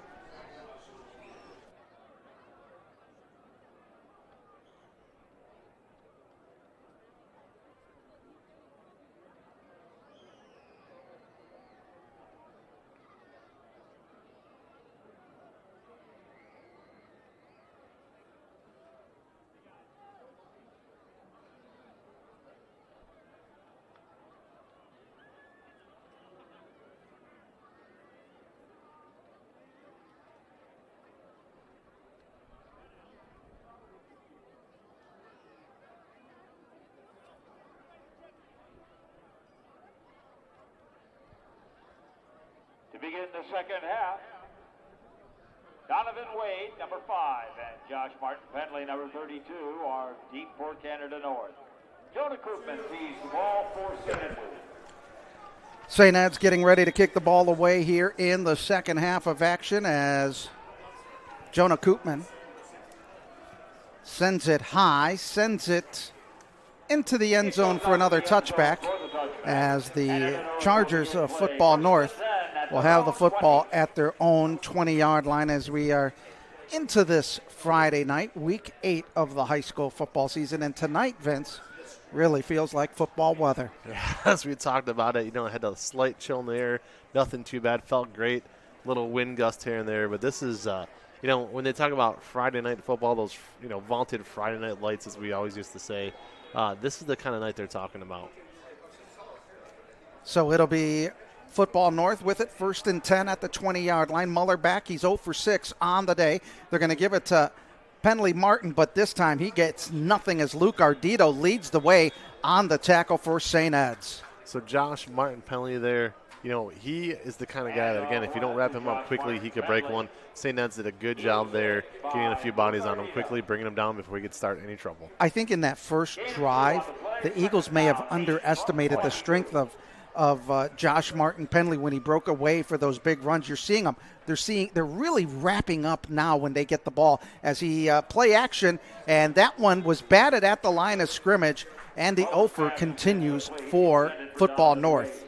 Again, just to kind of agree with that point, that's exactly what happened. You saw him break a few big ones early on. Since then, St. Ed's, Coach Pappas, they made that adjustment. He hasn't done much since. And again, now 0 for 7. You look at Football North.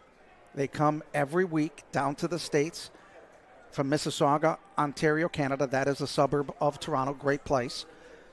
That's a lot of wear and tear bus rides every weekend. It is. It's a lot to put on your body. As I said earlier, about 60 parents in the stands tonight. It's a lot to ask out of these football families. Now they'll bring 3 to the near side. They're going to look to throw, and it's picked off. Ardito comes in, make that number 22. That is Landon Lamer. He comes in with a pick 6. He stepped right in front of it. He just floated the ball right to him here. Look at Lamer. Little 3-step drop. Never changes his vision. Floats it right to him. And I think everybody in the building knew where he was going with that pass at him. Lamer just waited, took it to the house. Eagles with another interception. That is their 6th or 7th of the year. And they almost had a pick 6 last week against St. Ignatius, but a pass interference called that one back. And you get let's say the focus, right? If St. Ed stays focused here in this third quarter, even if you get to a running clock here, you kind of get the impression that the only way they're going to score North is on another turnover situation. Well, the Eagles get the pick 6. Lamer with the pick 6, 28-0. We'll take this time out. You're watching Olympic Forest Products. St. Edward High School football, presented by Franciscus Roofing on the Rock Entertainment Sports Network. Bettering lives is what you live for. You treat setbacks as a chance to come back stronger and create new ways to move past injuries. See how we're advancing orthopedic care at Cleveland Clinic today. Well, there you see Landon Lamer at the bottom of your screen, who had that pick 6 for St. Ed's to give them the 28-0 lead. We'll take a look at it again. And again, little 3-step drop, never looks off the defender, and it's an easy pick 6. And here's the thing, too. This defense has worked so hard tonight to pitch this shutout. You love to see them get some early trick-or-treating candy right there with the touchdown. Oh, yeah, a couple of weeks early, and that time a pick 6 as you get a defensive player there on the score. Now, that is not the only defensive player to score. Aiden Peterson with a fumble recovery for a touchdown, along with Gavin Dubinsky with a fumble recovery for a touchdown. Well, we've seen him do it 3 times this year. This defense loves to put up some points. Very deadly. They remind me of the 0-2 Baltimore Ravens at times. And the Eagles really need to outscore their opponents. They're getting outscored in the third quarter, 39-36, as another one goes into the end zone. We've talked about the slow start for St. Ed's in that third quarter. Here's a quick one. I was just talking about those numbers. The opponents outscoring St. Ed's 39-36 in the third quarter, but then in the fourth quarter, the Eagles come back and outscore their opponents 55-28. And that's what we've seen all year long. And again, this was something where, spoke with Coach Pappas pregame, and we addressed that issue and said, listen, no matter the lead, if there's going to be a big lead in this game, come out focused in the second half. And it looks, at least very, very early on, that they are. They want to make a statement tonight, Adam. Well, here comes the Football North again, a quick pass. That's the first completion, and they break a tackle for a first down as the pass is caught on that far side of the field, and it is caught by number 5. That's Donovan Wade. Well, good job there out of Wade to spins out the first defender to grab that ball, and really that's the first bit of success they've had all night long. It's kind of like last week when the defense did not allow the two big receivers of St. Ignatius to catch a ball until the fourth quarter. Yeah, Luke Sims and Haddad went silent for 3.5 quarters, really until that last drive when Schlube came in and threw it all over the field. Flag stopped the play, and it looks like it's going to be offsides, first penalty against St. Ed's in the ball game. Yeah, coming into this, that the crazy stat at halftime wasn't really the 0 passing yards. That was crazy, but the 1 penalty for 1 yard on, Football North. It's been a very clean game, but there we see the first bit of laundry pretty much all night. Our referee is Mike Maloney. So the 5-yard gain, it brings up a 1st and 5. One of the few times that Football North has had a short situation now. They give it to Josh Martin Penley. He'll break for the first down and gets out of bounds as he'll pick up 6, maybe 7 yards on the run. And now if you're St. Ed's, you kind of want to gather your breath here. You've had 3 bad plays in a row. Let up the pass, had the penalty, let up the run, 2 first downs in this mix. Kind of, regain your composure here, start over with first down. And really, again, Adams, just start over here, get off the field if you can. That's only the 4th first down for Football North in this game. They have been hard to come by. Martin Penley again following a block. He'll get it to the 50 before he's taken down. New quarterback into the game for the Football North Chargers. That's Brandon Bailey, the 6-foot junior. That's a big kid right there. 6 feet might be a little not generous enough. It looks to be about 6'1", 6'2". So whereas Muller was not able to get the offensive receptions, Brandon Bailey was able to get that going. Bailey came into this game 9 of 15 for 150 yards passing. Well, that pick 6 might have been enough just to kind of switch it up. Bailey gets the shotgun snap. Almost fumbled by Martin Penley, but he gets wrapped up at the 50. Forward progress gets him to the 49-yard lines. That could have been a disastrous play, yes. Almost a mishandle of the football. Absolutely. You saw it slip a little bit up towards his shoulders, managed to yank it down. Still a 3rd down situation here, so the Eagles facing a 3rd down for the first time in the second half. But you're right, could have been a lot worse there for North. 3rd down and 3. On 3rd downs today, Football North is 2 of 6. Bailey, the junior quarterback, awaiting the shotgun snap. And the run by Martin Penley. He'll be a yard shy of the first down marker. Now there's Penley. You see him. Short, stocky, and boy, is he strong. He reminds me of myself with the exception of that strong part. But short and stocky, he's got it. Low center of gravity. 4th down, 1. And this is a big 4th down right here. Line of scrimmage, the 47. 4th down situation on the day. Football North 0 for 1 on 4th down. Veef is the halfback to the near side. Here comes the blitz. Penley's going to get it as he falls forward close to the 45-yard line. They're going to say, gentlemen, move the chains. Just an excellent second effort there. This is the longest drive they have had really since their first drive of the night. Good job there on that second effort. Moving the chains yet again. And this is kind of big right now because we're right at that point of a possible running clock. And this is a situation here where North knows they need to score probably every time they have the ball the rest of the night. Just under 8.5 minutes to go here in the 3rd quarter. Looks like Football North is just going to ground it out on the ground as they give it to Penley once again. He'll get to the 45-yard line. Leading the charge on the disruption was Mason Wilhelm, number 70, who's playing 2 ways today. He really is. Some good lungs on him tonight. Great job. A ton of size on Mason. We spoke about his father playing for the Buckeyes, but had a good look there, plugged the hole, and creates a 2nd and long. 6 foot 305. That's a lot of weight and beef up at that front line, playing on that nose tackle position. Now they get the ball. There's Penley in the backfield. He's going to run it all the way for a touchdown from 45 yards out. Well, the good old announcer's jinx on that one. We talked about how great of a job the Eagles have done tonight, plugging that hole up the middle, and they just whiffed big time here. We'll get a replay, I'm sure, but one of those situations where they just kind of made one attempt at an arm tackle. Nobody got back. Let's take a look. And, yeah, just wide open. Not even there's the arm tackle whiff, but my goodness. Not much to say there other than speed. Josh Martin Penley picking up his 8th touchdown of the year. He had a bettering lives is what you live against Maslin for 192 yards. Great job there out of him. Shaheen getting ready for the conversion out of the hold of Meltzer, and that kick is through the uprights. 28-6, or 28-7, our score here in the third quarter. That drive by the Football North Chargers, getting them on the board. As you know, if you're going on social media, you can follow NEO Productions on X at NEO TV 25, Instagram, TikTok, and YouTube.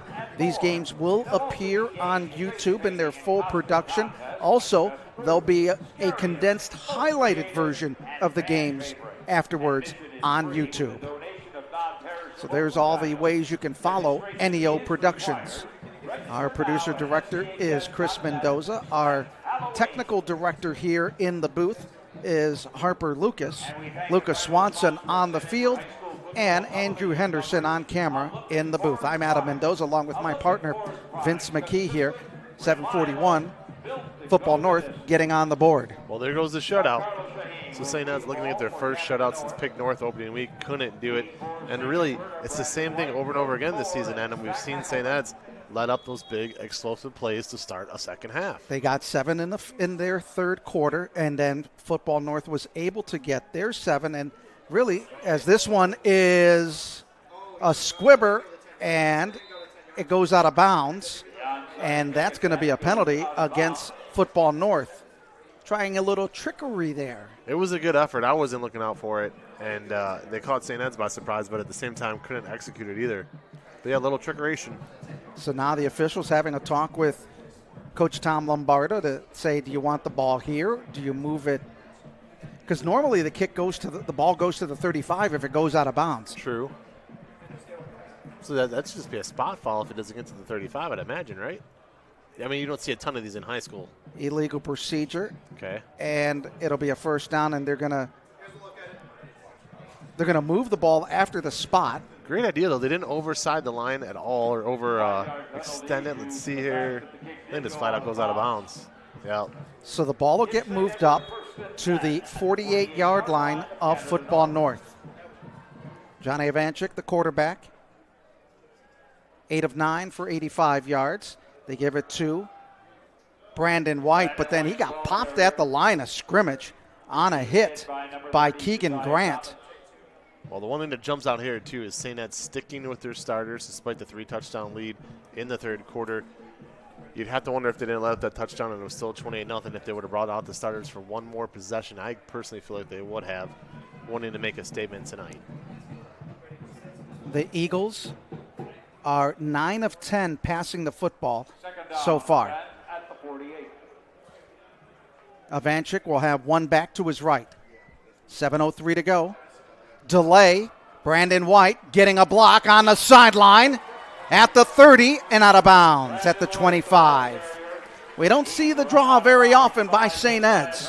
Well, they caught him off guard here. Big time draw. Over pursue on North. Watch this here. Hands it off. And he comes right into your living room. Just beautiful there. Camera didn't catch it exactly, but you saw a North player kind of end up 3 feet behind White by the time he had the ball, and just a clear path from there. Gain of 22 on the play by Brandon White. Over 100 yards again this evening. Now it's Ivanchik on the inside fake handoff, but then he gets taken down on the play by Brought down by Davon Muller coming in. Well, an interesting look, too. I mean, how many times do you see Joe Moore line up in a jet sweep position like that? So you're probably not going to fool a ton of people, even the guys up there from North who don't see on a regular basis like we do, but you don't really think Joe Moore is going to take a sweep like that. You're seeing a little bit more deeper into the playbook tonight. Yeah.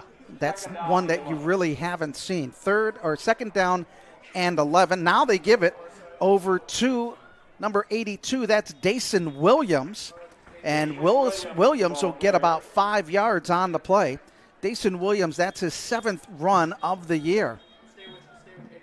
Coming into it, 6 for 76 on there. And again, as we said, that would have only been the second run for Joe Moore.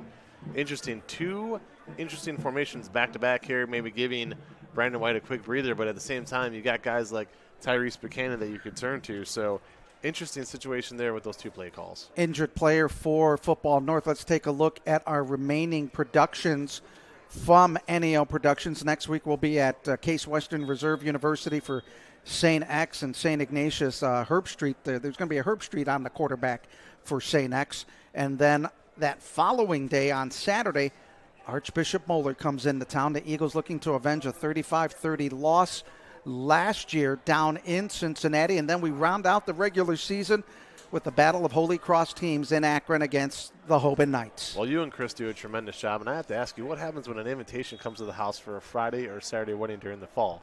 Do you just immediately return it and be like, have we ever met?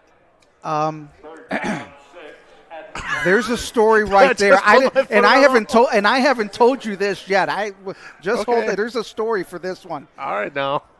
3rd down and 6 for St. Ed's as you bring that one up. They're going to throw long. Hackelman, touchdown, Eagles.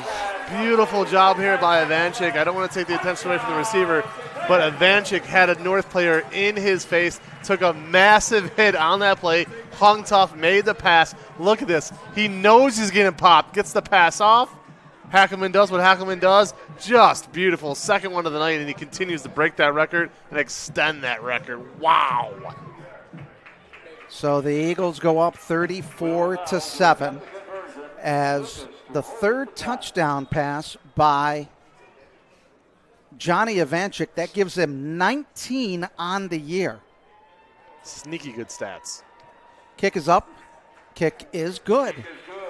35-7.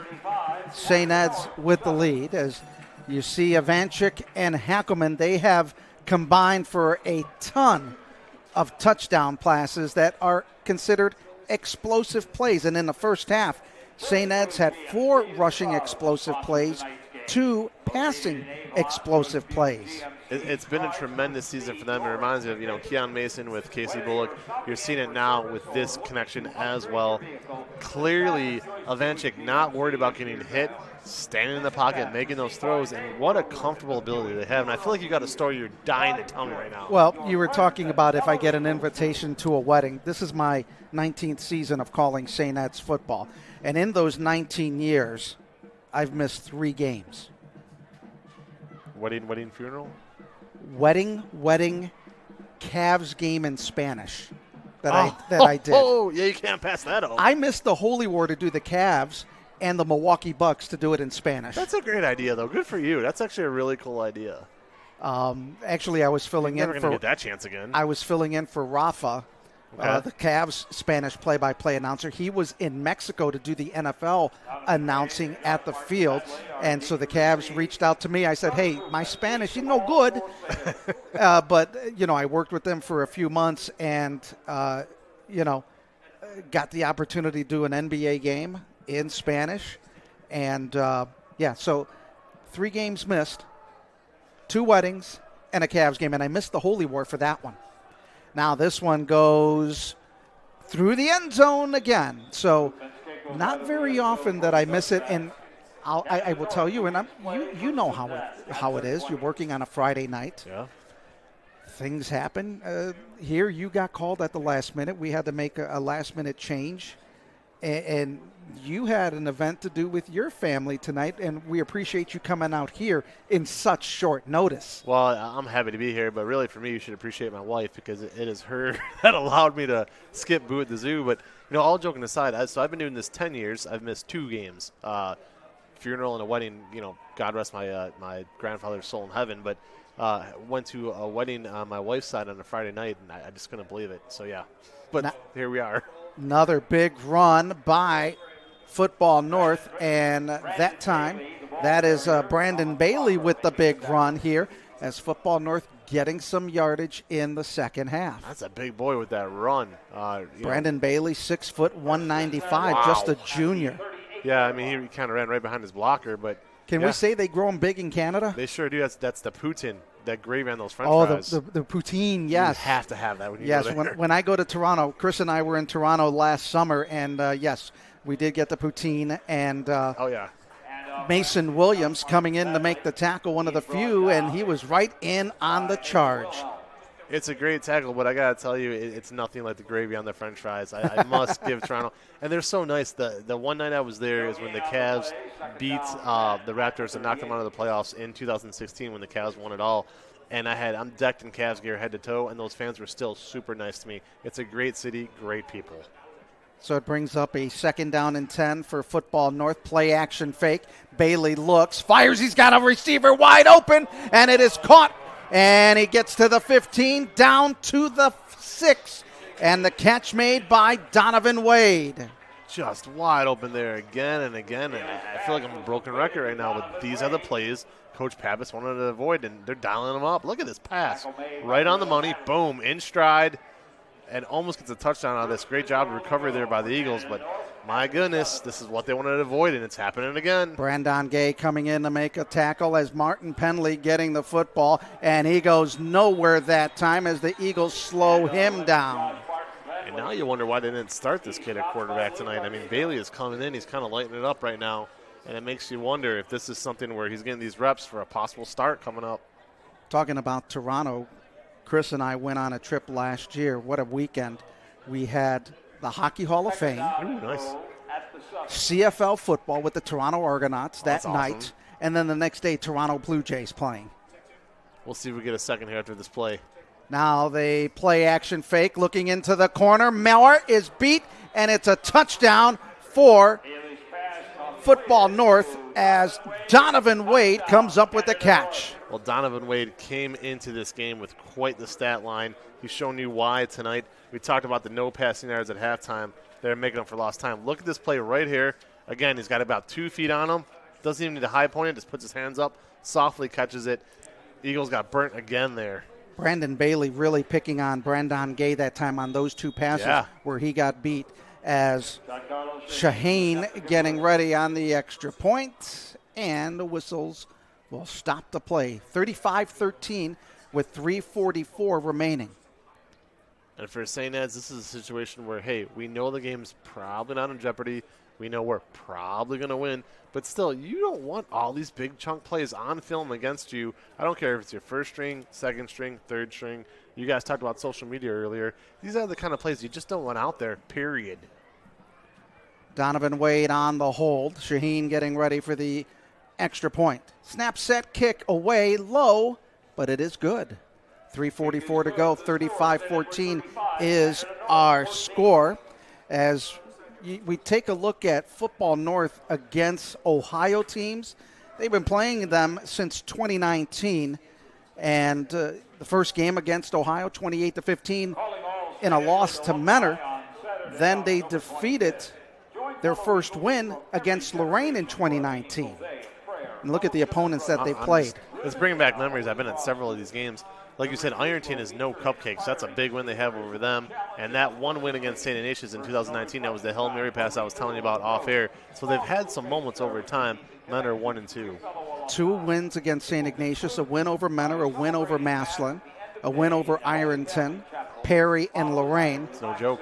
They are not afraid to play the teams. And you talk about a trip from Mississauga to Northeast Ohio is about 6 hours. Imagine going down to Cincinnati and adding another 3 to 4 hours. Yeah, you're booking a hotel for the night in those situations. That's absolutely. Long, long day and night. But yeah, I mean, that shows you right there. They aren't afraid to play the best. 7-16 doesn't look great, but again, those are not cupcake teams either. And they've been getting competitive every year. Absolutely. And they've had a number of players go play Division I college football. They've had one that played in the NFL last year for the New Orleans Saints, and they've got a few that were signed by the Canadian Football League. And do we get an onside kick here again is what I want to know. Well, let's watch, wait, and see, and they do it again. The ball does not travel 10 yards. Nope. There's the flag. And there's the flag.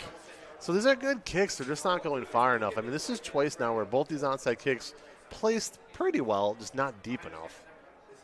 That one, the ball really just died on the roll. Mm-hmm. It didn't get that roll over roll, and it just kind of. Well, you need a jump, too. You need the ball to make that jump. The onside kick, failing to go 10 yards. So St. Ed's will get it. Growing up here in Northeast Ohio, being a Browns fan most of my life has taught me to fear the onside kick because, over the years the Browns have had to try so many of them because we're almost always losing. that play is just, it's a fun play, but I just relate it to losing and desperation, quite frankly.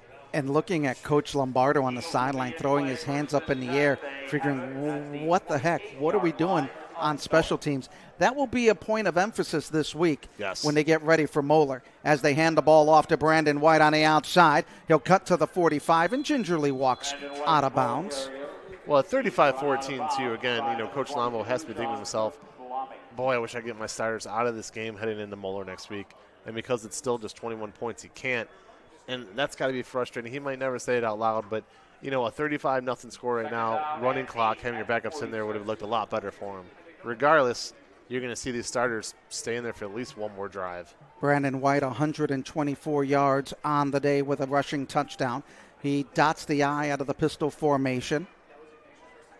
And we've got a bit of a jump of offsides on the far side of the field. So few penalties tonight. Calvin Fultzo. Fultzo with the offside. It'll bring up a 2nd and short. Second down, 3. Well, when you said his name was Futso, I thought he was going to be the kicker. Lame dad joke for you there. Or if he's playing futsal, which is the indoor dead soccer. Now they get it to Brandon White. He blasts through. It dives to the 38-yard line, close to the first down marker. Nice carry there. And again, they're going to try to move the chains here. I know my indoor soccer. Hey, futsal's good stuff. Shout out to Otto Wharf on that one. Had a team called they were the Akron Hammers, and they got shut down by COVID right when COVID hit. But that was when futsal was just kind of getting started here in this part of the state. Actually, back in the day when I was calling the Cleveland Crunch back in the mid-'90s, in the summers, you'd have a lot of those players from the NPSL playing on the United States futsal team. First and 10. Otto Wharf was one of those players. Oh, yeah. Andy Schmetzer. Now, Ivanchik throwing, wide open receiver on the far side. That is Makovsky, and he picks up the first down as he gets it inside the 15-yard line. Nobody near him, wide open on this. And good vision there by Ivanchik. Finds him, a little bit behind him. If he hits him in stride, he might have ran it in, but still a great job there. Comes back, catches the ball. Now first and maybe goal, maybe at the 11, at the 12. So still some time to work here. 23-yard completion for Makovsky. And for Makovsky, that is his second reception, his 14th of the year. Got to say, too, Otto Orff, Hector Marinero, and Zoran Karic, 3 of the most nicest superstars you'll ever meet. Interesting trips on the road with those fellas. Now they give it on the handoff. Nothing going that time for Brandon White as he falls into a sea of scarlet and gray. Good job there penetrating the line by North.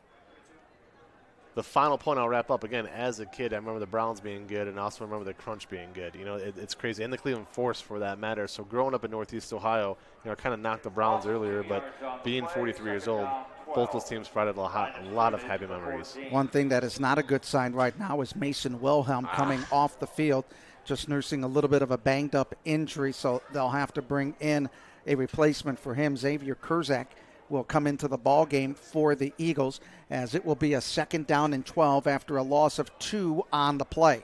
And tonight what that means is a replacement on both sides of the ball if he can't go back in. Although he looks fine, just a little sore. Tight end to the right side, 2 on the near side as Ivanchik looks to throw on the near side. He's going to run. He runs up the middle to the 5. He's going to score from 14 yards out as Johnny Ivanchik gets the touchdown. Well, Johnny Ivanchik doing the things you need your quarterback to do with his legs and his feet. He's shown you both on this drive and pretty much all season long. Reminds me so much of Casey Bullock. Look at this play right here. Almost falls down, remains composure, right up the middle. Johnny Ivanchik gets overlooked a lot because of Brandon White, because of Zach Hackelman, because of the defense on this team. So much talent around him, but those are the plays where he's taking a little bit of a hole, taking it to the house. That's only his 2nd rushing touchdown of the year. He came into the game hard to believe. at 4.6 yards a carry. The kick is up by Lavelle. It's good. Actually, the injured player was Brody Kincaid. You're right. Yep. I saw the 72 when he walked off. And there you see the flying do and a touchdown there by Johnny Ivanchik. He's good, folks. He's good. I mean, and if you pay attention, you can see he does a lot of good things, not just hand the ball off to Brandon White or throw it to Hackelman. He runs this offense with a purpose. Boy, talk about quick running. How about some quick facts? St. Edward versus Football North. St. Ed's hasn't lost to a team from the Great White North. They're 10-0 against Canadian teams, and they first played Toronto de La Salle back in 2002. There's a name. Then their first matchup between Clarkson Football North is in 2019. Now, Clarkson Football North should not be confused with Football North St. Joe's. Right. So they had two schools there, and there was 1 year that St. Ed's played both of those schools in the same season. Yep. And we played Football North St. Joe's in the backyard maybe a decade or so ago. Now, when are we going to start crossing up north? Or are they always that ain't good. No, they always come. Always come down here to play American rules. But the way the Canadian Football League is going to change the field in the next 2 years, they're going to make it where the goalposts are back in the end zone. Yeah, I heard that. I heard you guys talking about that last week. So now this end-over-end kick is in the end zone again. So up in Canada, there are a lot of purists of Canadian football that are not too happy with the proposed rule changes. One of the rules that they're going to be changing, in the CFL, both teams are on the same sideline. Mm-hmm.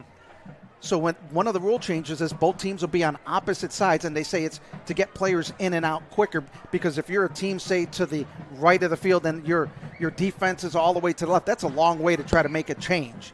And they're going to shorten the end zones from 20 yards to 15 yards. And here it is, too. You want a lot of your guys to go on to the NFL. They might never say it out loud, but for them to be seen as a successful league, I'll finish my point in a second. Here comes the handoff. Martin Penley finding his way close to the first down. He'll pick it up as he gets over the 30-yard line. You want your guys to come out of, whether it was the XFL when it was around or the USFL, you want those stories of those guys being good enough to play in the NFL. So wouldn't you want your game to reflect that as much as possible so they can make that transition or been seen in those same lights? And that goes with the high school teams as well. Give them those same environments. Get them ready for a possible D1 college career or NFL. Why not? Absolutely. And you look at some of the players that have trickled their way from the CFL to the NFL. Warren Moon.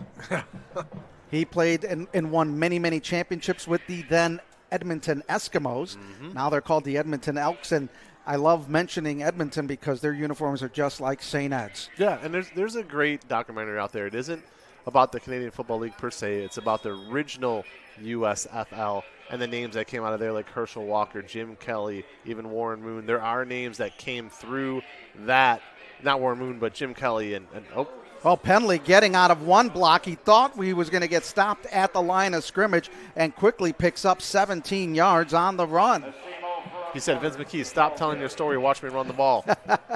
And speaking of the CFL, if you look to your right in the coaching box, that's Adam Rita, the coach right close to you.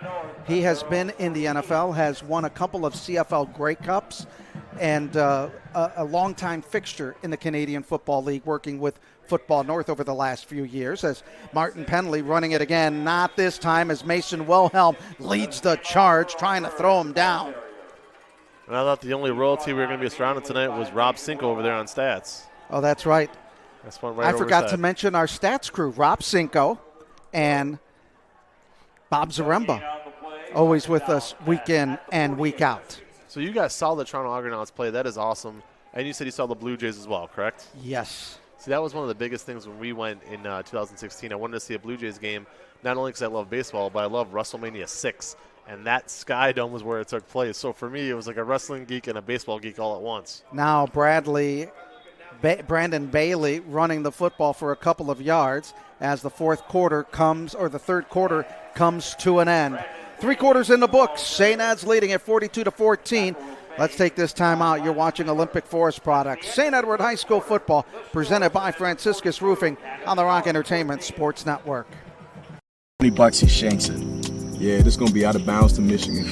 Some people play it safe, others grip it and rip it. That's why I call long drive right down the fairway. Just like Olympic. Long reach, No shortcuts. For over 40 years, Olympic's been hitting it long and straight, delivering dependable, high-quality pallet solutions with national coverage and local service. Fairways and freightways. Keep it straight, keep it consistent. Olympic Forest Products. Consistent, reliable, built to go the distance. Started by a father, built by a family, proudly serving Cleveland since 1991. Franciscus Roofing has delivered honest, high-quality work starting with one truck and one promise: do the job right. From inspections to full replacements, our family-owned team brings craftsmanship to every roof. Get your free estimate today at 1-866-STAY-DRY.com. It's so easy if you try. 1-866-STAY-DRY. Franciscus Roofing. Adam Mendoza along with Vince McKee as the fourth quarter getting underway as Football North. Brandon Bailey stepping up in the pocket is going to run for dear life, cuts inside, gets to the 40-yard line as he picks up 9 yards on the run. Very good feet by the young man. I'll tell you what, Brandon Bailey making a name for himself tonight. This is the kind of guy right now who he said, hey, I got a 6-hour bus trip home tonight. I want to have some good stuff to think about, and he's doing very well. 1st and 10 now for the Chargers. That is their 11th first down. That's 8 in the second half. All under Bailey. The Eagles only had 5 in the second half, and that run by Martin Penley goes nowhere. Leading the way for the Eagles is BP Pelosi along with Mason Wilhelm. And again, this is a situation now where, hey, the game's out of reach, but we want to put some good stuff on paper. We want to put some good stuff on tape, and they're taking this serious. Still a 28-point game, and Bailey is playing like this is the Super Bowl right here. But the big receivers for Football North not able to get anything. Only 3 completions in the ball game for Football North, and Bailey 3 of 3 for 75 yards with a touchdown. He's going to drop back to pass. Lot of time. Wide open receiver underneath on the coverage, as that pass was caught by who? Donovan Wade. Well, Donovan Wade, he's taking full advantage of Bailey being out there, finding him in stride again right here. A little down and out action, pretty simple route. Nothing too fancy, but wide open by about good 6 yards there. First down, and North, they ain't going anywhere. They're playing for pride right now. Donovan Wade came into this game with 350 yards in receptions and 3 touchdowns. He's got 1 today. That gives him 4. 1st and 10. Ball spotted at the 22, just outside of the red zone. Down to 10:25 here in quarter number 4. Handoff, Martin Penley being chased, trying to outrun, and then finally hit at the 20-yard line by Landon Lamer. Good side action move there. Landon Lamer staying with him the whole way.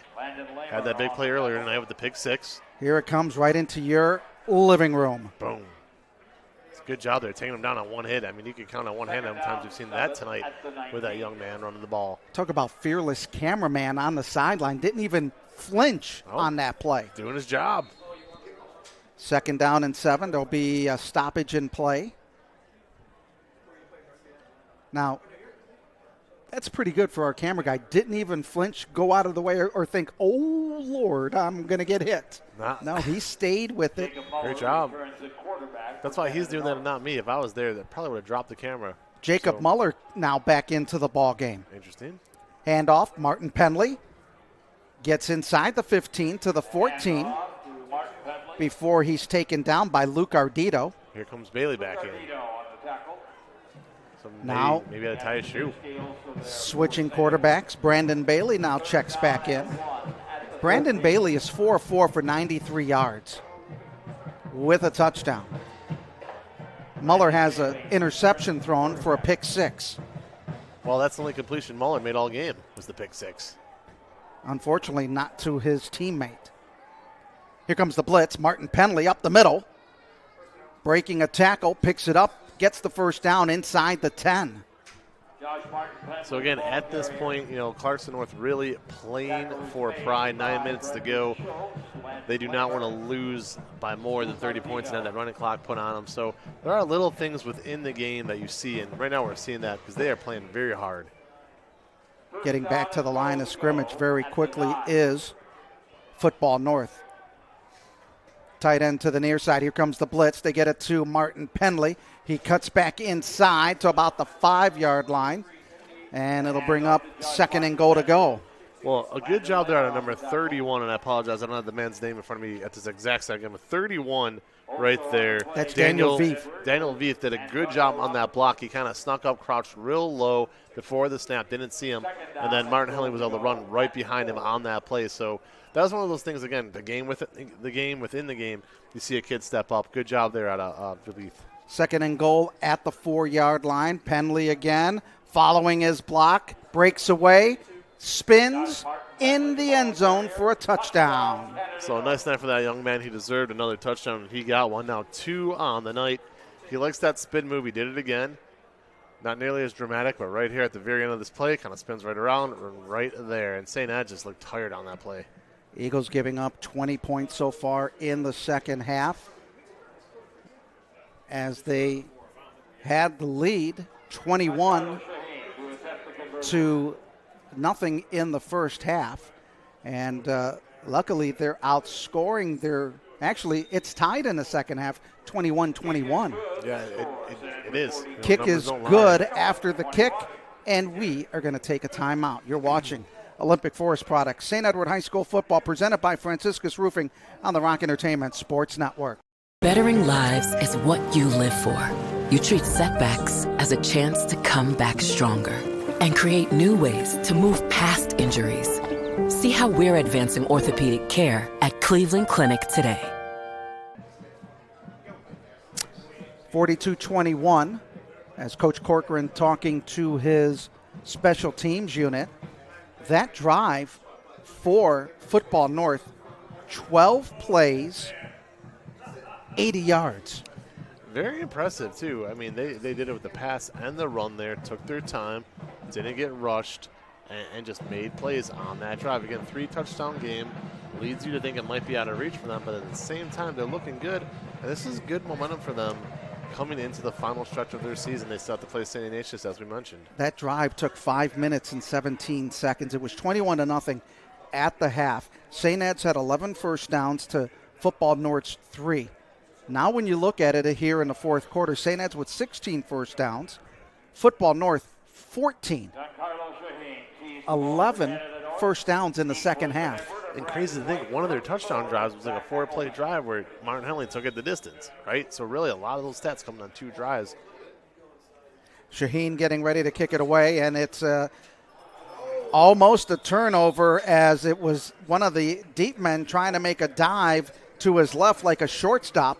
And luckily the Eagles come up with it. Landon Lamer coming up with the ball. We're hearing his name a lot tonight, Landon Lamer. Good job there recovering the squib as it went through the first Eagle, as you said. So Landon Lamer, nice little night he's having right now. So the Eagles leading it 42-21. St. Ed's with 301 yards in total offense. Football North, 283. As you said earlier, just a beautiful night for football. And 235-36 in the second half. They had 46 yards in total offense in the first half. As Brandon White, trying to get to the outside, puts a foot down, turns upfield. We've got a flag thrown as White is taken down at the 47-yard line. Adam, is that going to be a hold? I mean, a good stretch play there. I'm guessing a hold. I didn't really see anything overly obvious. Yep, it's a hold. It'll be a hold on St. Ed's. That will be their second penalty. Right there. Yep. It's one of those things you can't do. Had the arm and the jersey. And again, Adam, I mean, you tell me, like you said, you've been with St. Ed's for 19 years doing this. Coach Lombo, in his brain, if you would have said, hey, you're going to put up 42 points, but you're still going to have your starters out there with 8 minutes to go in the fourth quarter, that cannot be ideal right now. No, and, when you get to this part of the season, a lot of teams that have these great records and they're blowing out teams, their starters don't play a full game, whereas St. Ed's, with the teams that they play, they're ready come postseason to play a full 4 quarters. True. They are, but still, I don't know if you want to gamble with that every week. No, you don't. Now the handoff goes to Tedesco. He'll get it to the 35-yard line. I mean, granted, it's Division II and it's a much easier conference, But still, Avon, I mean, their starters almost never see midway through the third quarter. They're blowing teams out by halftime. So one of those situations there. Tedesco just had nothing going for him on that play as that hole closed up very quick. 2nd down and 16. On the run by Tedesco. So now Brandon White checks back in. He's to the right of Ivanchik. 6:44 to go. Ivanchik 10 of 11 for 133. He's going to drop back to pass. Fires. Caught by Hackelman, turns inside at the 50, and he gets and dives his way to the 45 and a first down. I am just so impressed tonight with Johnny Ivanchik. Again, a beautiful pass. He just one arm slings it there. Watch this now. Fingertip pass, boom. Excellent sling to Hackelman. Hackelman will do the rest. We'll get you another 10 to 15 there. But a great job. You know, you would never think they're up by 21 points right now. They're playing so aggressive. I cannot say enough of kudos to our camera crew today. Beautiful. Yeah. Tremendous job there. Right place to be at the right time. 1st and 10 at the 45-yard line of Football North. Makovsky's got to run off the field as they've got the right personnel out there. Double tight end. Now Makovsky coming back in. We want to talk to Coach Lombo for a second there. Still a lot of time on the play clock. Ivanchik awaiting the shotgun snap. Here comes the blitz from the outside. The pass over to Makovsky. Makovsky will pick up a couple of yards as he spins his way for the few yards. Omeo Thomas coming in on the stop. Well, maybe that's why they ran him out the field real quick to talk to Coach. He was going to get the ball and didn't know it. You know, so interesting there. Xavier Kurzak checking out of the ball game on the offensive line. Another big boy right there. Shout out to his mom. James O'Donnell checking in now for St. Ed's. Makovsky checking out. So you've got O'Donnell on the near side along with Zach Hackelman. Tedesco in the backfield in the pistol. Here's a play action. Ivanchik looking to run. He'll slide safely. And boy, that could have been a penalty. All right, then. For the late hit on the slide. And that makes Ivanchik come up shaking that right hand. Well, it didn't look intentional, but at the same time, he might have been able to stop. I don't know. And that'll bring in Langston Lucas as we'll take a look at the run. Let's see where he lands on him more than anything. Ooh, he does, Adam. He lands on his wrist at the last second there. Did you see that? Yeah. Yikes. Gotta hope he's okay. Yeah, that was just, I don't know. I don't want to say it was dirty because I don't think it was on purpose, but just the way he landed, the timing was awful there. And Coach Lombo letting him hear about it right now. All right, so Lucas in the game. I don't know. I mean, you tell me. That's a tough one to call a flag on because it didn't look overly, but it was late. Yeah, it was a little bit late. Deny it wasn't late. You can't really go at the guy when he's giving up and making the slide. True. So it brings up 3rd and 4. Tedesco in the backfield. Langston Lucas out of the gun. Tedesco gets stopped at the line of scrimmage. He'll lose a yard on the play. Just they've ate him up on both runs so far. And again, you know, I don't want to say this, but this is why you don't want those guys out there with 4 minutes to go in a game like this, where if they could have just got a few defensive stops, this game might have been over with yet. Timeout will be called with 4:08 remaining in the 4th quarter of play. St. Ed's leading it 42-21. Especially with Moeller coming up next week. So, again, now if you're St. Ed's, you kind of want to get out of this last 4 minutes healthy. Nothing else crazy is going to happen to you, and just take home the victory at this point. But so 4th down, will St. Ed's go for it? Well, they got the offense out there. The Eagles, and this is an interesting stat for St. Ed's. When you look at their punting, they've only punted 7 times this year. Yeah. And 3 of their 7 games, no punts. Crazy, isn't it? Okay, and Ivanchik back in, thank goodness. On 4th down and 5. That gives them a little bit of a running opportunity. So in 3 of the 7 games, St. Ed's has not punted a ball. That's a wild stat. You're not going to get too many places. And really probably on top of that, most of those came at Massillon, most of those punts. So yeah, there was a few there. Wild enough to think about. So Brandon White is in the backfield along with Johnny Ivanchik after sitting out that last play. Here comes the blitz. They're trying to get it, but it looks like a receiver could be open as the defense really discombobulated back there. And it's a quick punt. Okay.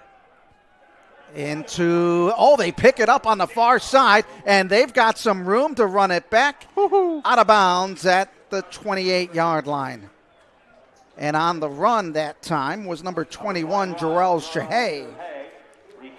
Well, hey, Sharay, I'll tell you what, he's fast. I mean, I know that's not the color you're looking for, but he's fast, Adam. Like, wow. Good idea by the Eagles with the quick kick by Ivanchik. Well, it was a great idea. And that's his second punt of the season. So 8 of the punts they've had to make all year, 2 of them have been the quarterback. Yeah. Crazy. I know for me personally, this is, I believe, the 5th time I've covered the Eagles this year. Yeah, 5th time. And that may have been the first time I've seen them punt. So I've been lucky enough to be able to blowouts or whatnot. But, yeah, it hasn't been a regular thing. Brandon Bailey back out in the quarterback position for Football North. Yeah. He's going to throw the football. Looking for over 100 yards. There's going to be a hold call. Bailey, another flag thrown, gets away and finally taken down. Brendan Schultz leading the tackle for the Eagles. 2 flags on that play. Well, it's a shame for Bailey. None of that's going to count. There's 2 holdings on there, but still, this kid is really making, quite the impression on me tonight, Adam. I mean, playing in quote-unquote garbage time, and I would never call that, but really, mop-up time, whatever you want to call this. But he is shining very well. That is only the 4th penalty against Football North. Take a look here, see if we could pinpoint it. There's one hold on number 15. Oh, yeah. Even behind him, number 77 there for a second. And there's another hold, same player. So he got called twice. Poor kid's got a 6-hour bus ride home to hear about that one. That's Garrett Weir on the hold. Stepping up in the pocket. Oof. Pass is caught on the near side. Taken down on the tackle is Braylon Adams. Coming in to make the catch is Donovan Wade, and he has a number of catches today. What a pass again by Bailey, just darting him right there. First of all, Donovan Wade having himself a second half. My goodness, but Bailey, holy smokes. This combination is good right now to watch. 4 catches, 93 yards, and a touchdown. Bailey looking downfield, looking for a receiver. Way overthrow with the wind. Bailey tossed that one about 50 yards, but we've got another flag thrown in the backfield. It's a hold against Football North. Wow, that's the first bad pass we've seen the kid throw all night, or at least there in the second half. But my goodness, what an arm on him right now. Going for broke, nothing to lose. But kind of weird, too, back-to-back holding penalties on a team that's been clean all night. Look at the throw from Bailey. Jeez. From the 30, and that ball bounces at the 20. That's impressive. 50 yards in the air. I myself, I can get it about halfway. 55 yards. Okay. If I'm playing techno football on my Commodore 64. Showing our age. Now Bailey looking to throw once again, flushed out of the pocket to the right side. He steps, he throws, Jeez. And he overthrows his receiver once again.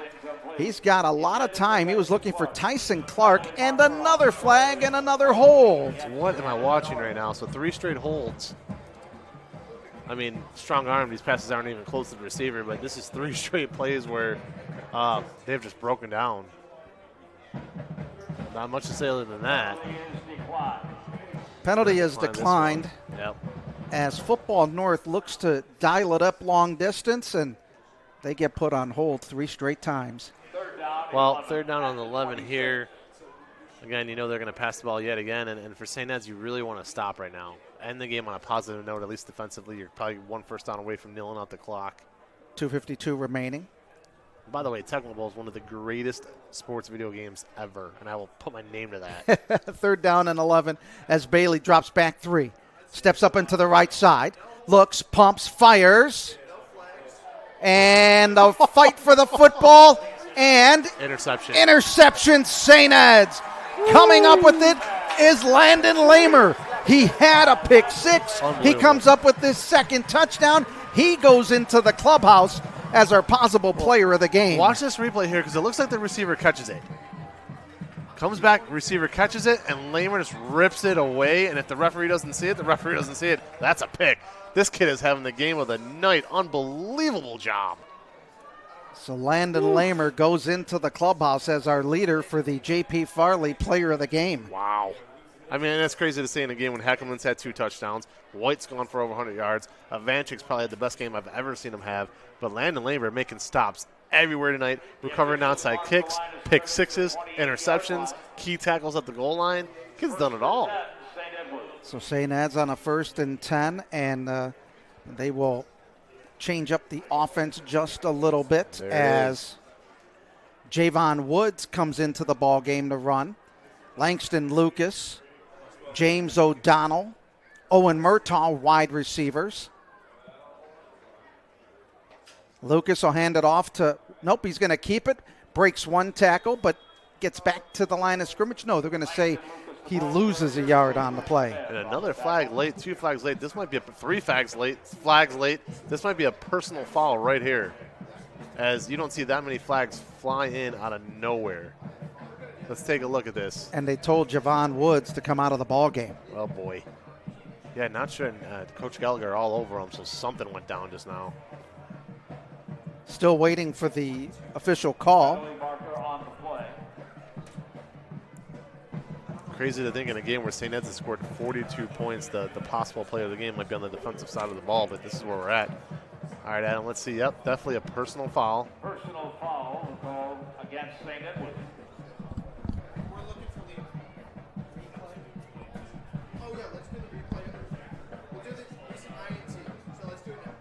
Might have been a late poke, a cuss word. You know, we don't know sitting up here, but well, it's time to take a look at our J.P. Farley Player of the Game. J.P. Farley empowering people, elevating benefits. There's your Player of the Game, Landon Lamer. He's got 2 interceptions on the night, and one of them was for a pick 6, and he's all over the place on the football field tonight. Well, every night. Yeah, and truly that first possession of the second half, that pick 6 pretty much ended all doubt. You had to give it to the kid, and that play there was all muscle. Landon Lamer, our J.P. Farley Player of the Game, empowering people, elevating benefits. As they run the ball up the middle, nothing going that time, as that'll keep the clock rolling with 2 minutes to go here in quarter number 4. So they were all over Colin Tedesco that time as well.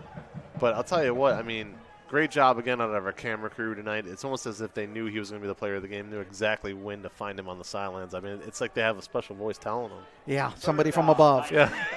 There you see Langston Lucas came into this game with 177 yards passing on 12 of 17, 70%. He's run the ball for 116 yards with a touchdown, 3 touchdowns and 2 interceptions for Langston Lucas. There you see Tedesco to the offset right of Langston Lucas. 3 receivers to the near side. The lefty steps up in the pocket, runs into a wall of scarlet and gray at the 15, maybe the 16-yard line. Good job there to penetrate. And now a 3rd and long, so at the very worst, perhaps another punt coming up for St. Ed's if they don't get a first down here. But overall, though, I mean, Landon Lamer, what a nice night out of him. I mean, overall, just really not the kid you would have thought maybe who would steal the show, but he truly did. And when you put up 42 points and we're talking about a defensive player, that tells you what kind of night the kid had. So it looks like the Eagles are going to get ready to punt the ball away, and this is where folks get to watch the big man, Landon Walcom, the junior punter, 6'2", 310. And he makes footballs go ow when he kicks it. Yep, and I stand corrected. I have seen you guys punt at least once this season because I remember seeing him punt the ball and thinking to myself, my goodness. So Landon Walcom will be back at his 2-yard line, the center. My goodness. He is going to make his presence with authority very known on this play, but they got to get a good snap. Oh, it's high into the end zone, and looks like it's going to be a safety. Yep. And I said it. You got to have the good snap. Well, the old announcers jinxed that time for sure as it went right through his hands, but it was a bad snap, and you can't expect a kid that big to leap. He goes up, and then watch the hit. Boom! Oh, jeez. Coming in to make that hit was Sean Snook-Fullamy. It's a lot of weight to move around, too. I mean, he slammed him. So Landon Waken felt full of me. Time to take, once again, we want to talk about our J.P. Farley player of the game. J.P. Farley empowering people, elevating benefits. And it is Landon Lamer. This was his last interception, the second of the night that he stripped that one away. Earlier in the ball game at the third quarter, he had a pick six. And not only does he make interceptions, but he makes plays all over the field. He's been doing that all season long. He is our J.P. Farley player of the game. And tonight, those were two of the most impressive plays we saw all night. Again, anytime you see a pick six, that's going to be a highlight. And that was all muscle on that interception, as really the kid from North, I feel, caught the ball and just coming down with it, he was able to rip it right away for himself. And there you see Landon Lamer walking back with his defensive teammates as Football North will get the football in good position because now the Eagles have to kick it away, and it's going to be Landon Walcom to kick it away.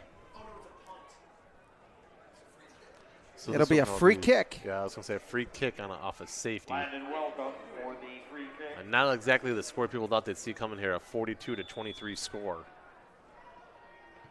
Jeez. He sends this one deep, and it's taken by one of the upmen. Almost fumbled the football away and getting out of the tackle the first time, but not the second. And that was, I believe, Metzler bringing that one back. 1 minute remaining in the ball game.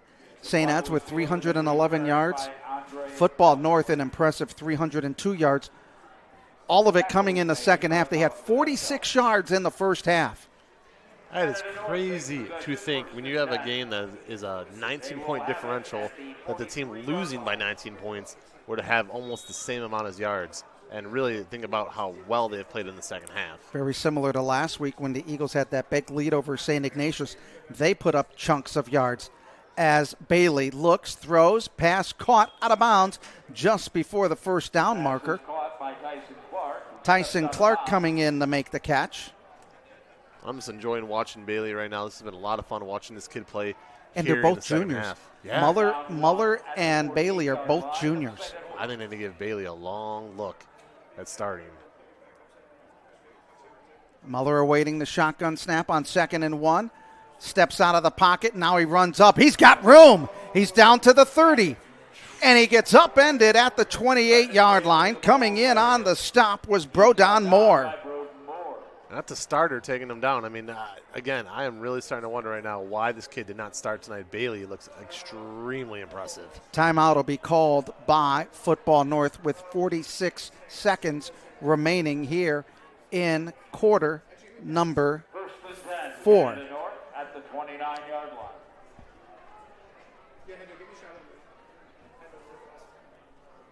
Situation here now with St. Ed's where you just want to get out this last 46 seconds nice and clean. No more penalties. Don't extend the game.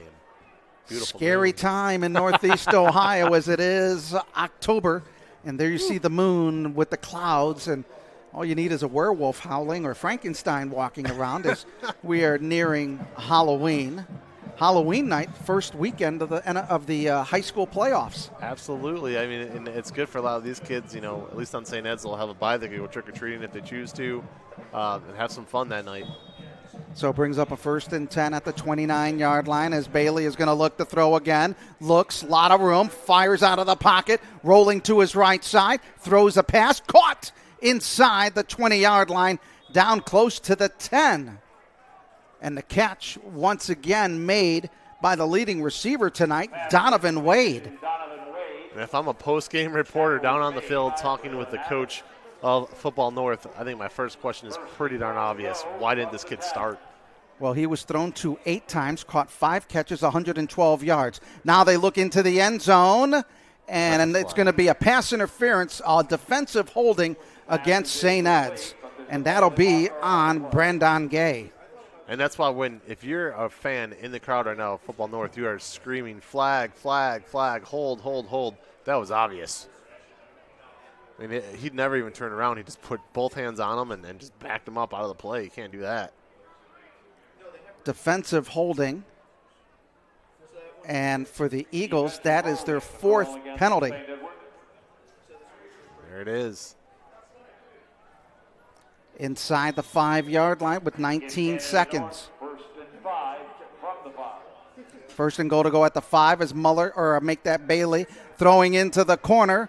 And nothing going there. Boy, the receivers are very quick tonight as they trying to work on Brandon Gay on that near side. They are just a little too strong there with that pass. But again, he's got the arm to get it wherever he needs to put it. And that'll stop the clock with 12 seconds remaining. And I'll say this, okay, Adam. You know, we talk about him being a junior. Drew Eller, as a junior, threw the ball all over the field, had that strong arm, really couldn't really reel it in yet, right? That was the year they beat St. Ignatius, then they beat St. Edmunds in the playoff. Obviously, Drew Eller came back, was a monster as a senior. Bailey shows a few of those same tendencies right now. If he could just kind of reel it in a little bit, he could be very dangerous. On second and goal at the 5, Bailey looking to throw once again. Fires up the middle, almost picked off.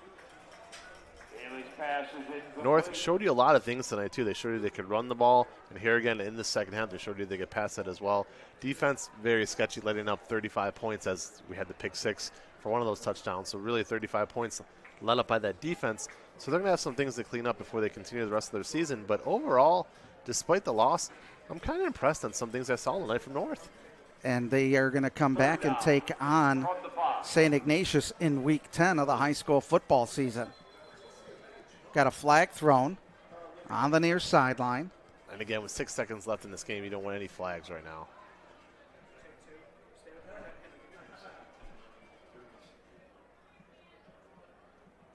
Dead ball foul, illegal procedure against Football North. Well, the clouds are starting to move a little bit more and letting the moonlight shine through. Chilly morning to start the day, 38 degrees. It was. Then it warmed up and it's getting cool again, but that is October weather. When you have 80, 85 degrees in October, you know that's not normal. No, I mean, a couple of Saturdays ago I was here for that game and it was a sweat bath. Yeah, that is for sure. So, 3rd down and 10. Bailey looking to throw again. Looking at the crossing route. Has a receiver just overthrowing his intended receiver for Donovan Wade, and that is going to be the ball game. So St. Ed's comes up with a 42-23 win as the Eagles go to 7-1 on the year. Football North goes to 3-4, but they put up some impressive second half numbers. We're going to take this time out as you're watching Olympic Forest Products St. Edward High School Football presented by Franciscus Roofing on the Rock Entertainment Sports Network. At Joyce Buick GMC, serving the community for nearly 60 years means offering the best service and deals in town. Check out our great selection of new and pre-owned vehicles. We are receiving truckloads of new vehicles and fresh trade-ins daily. Visit us today for our lowest prices and great selection. And that's why people say, drive Joyce. Your friends and neighbors do. Joyce Buick GMC. Visit us on Chester Road in Avon or online at drivejoyce.com. Kissling, Nestico, and Reddick dominates as Ohio's powerhouse personal injury law firm. For 2 decades, K&R has been relentless in our pursuit of justice, battling the big insurance companies and securing some of the largest settlements in the Buckeye State. We forged our way to the top by taking on the toughest cases and treating every client like they're our only client. Hurt in a car? Call K&R, Ohio's largest injury law firm, at 1-800-HURT-NOW. Thank you. Thank you.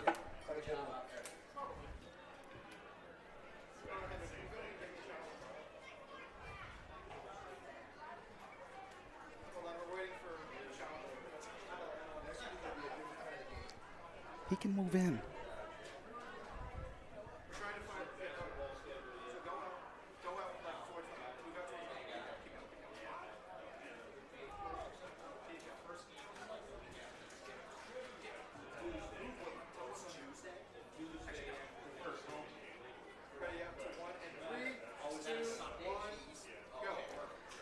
There you see Coach Lombardo talking to his squad. 42-23 the final score. Eagles go to 7-1, and he's probably saying, you're getting everybody's best week in and week out. Well, they sure did tonight. North looked all but dead there, 21-0 at halftime. Played a completely different second half. Actually won the second half, North did, 23-21. But really, Coach Lombardo has to be proud of this effort. They did what they had to do in the first half to establish a very, very big lead. Played phenomenal defensive secondary football. Up next for the Eagles, it'll be Moeller next week. Football North with 349 yards in total offense. St. Ed's with 311, but the Eagles win it 42-23.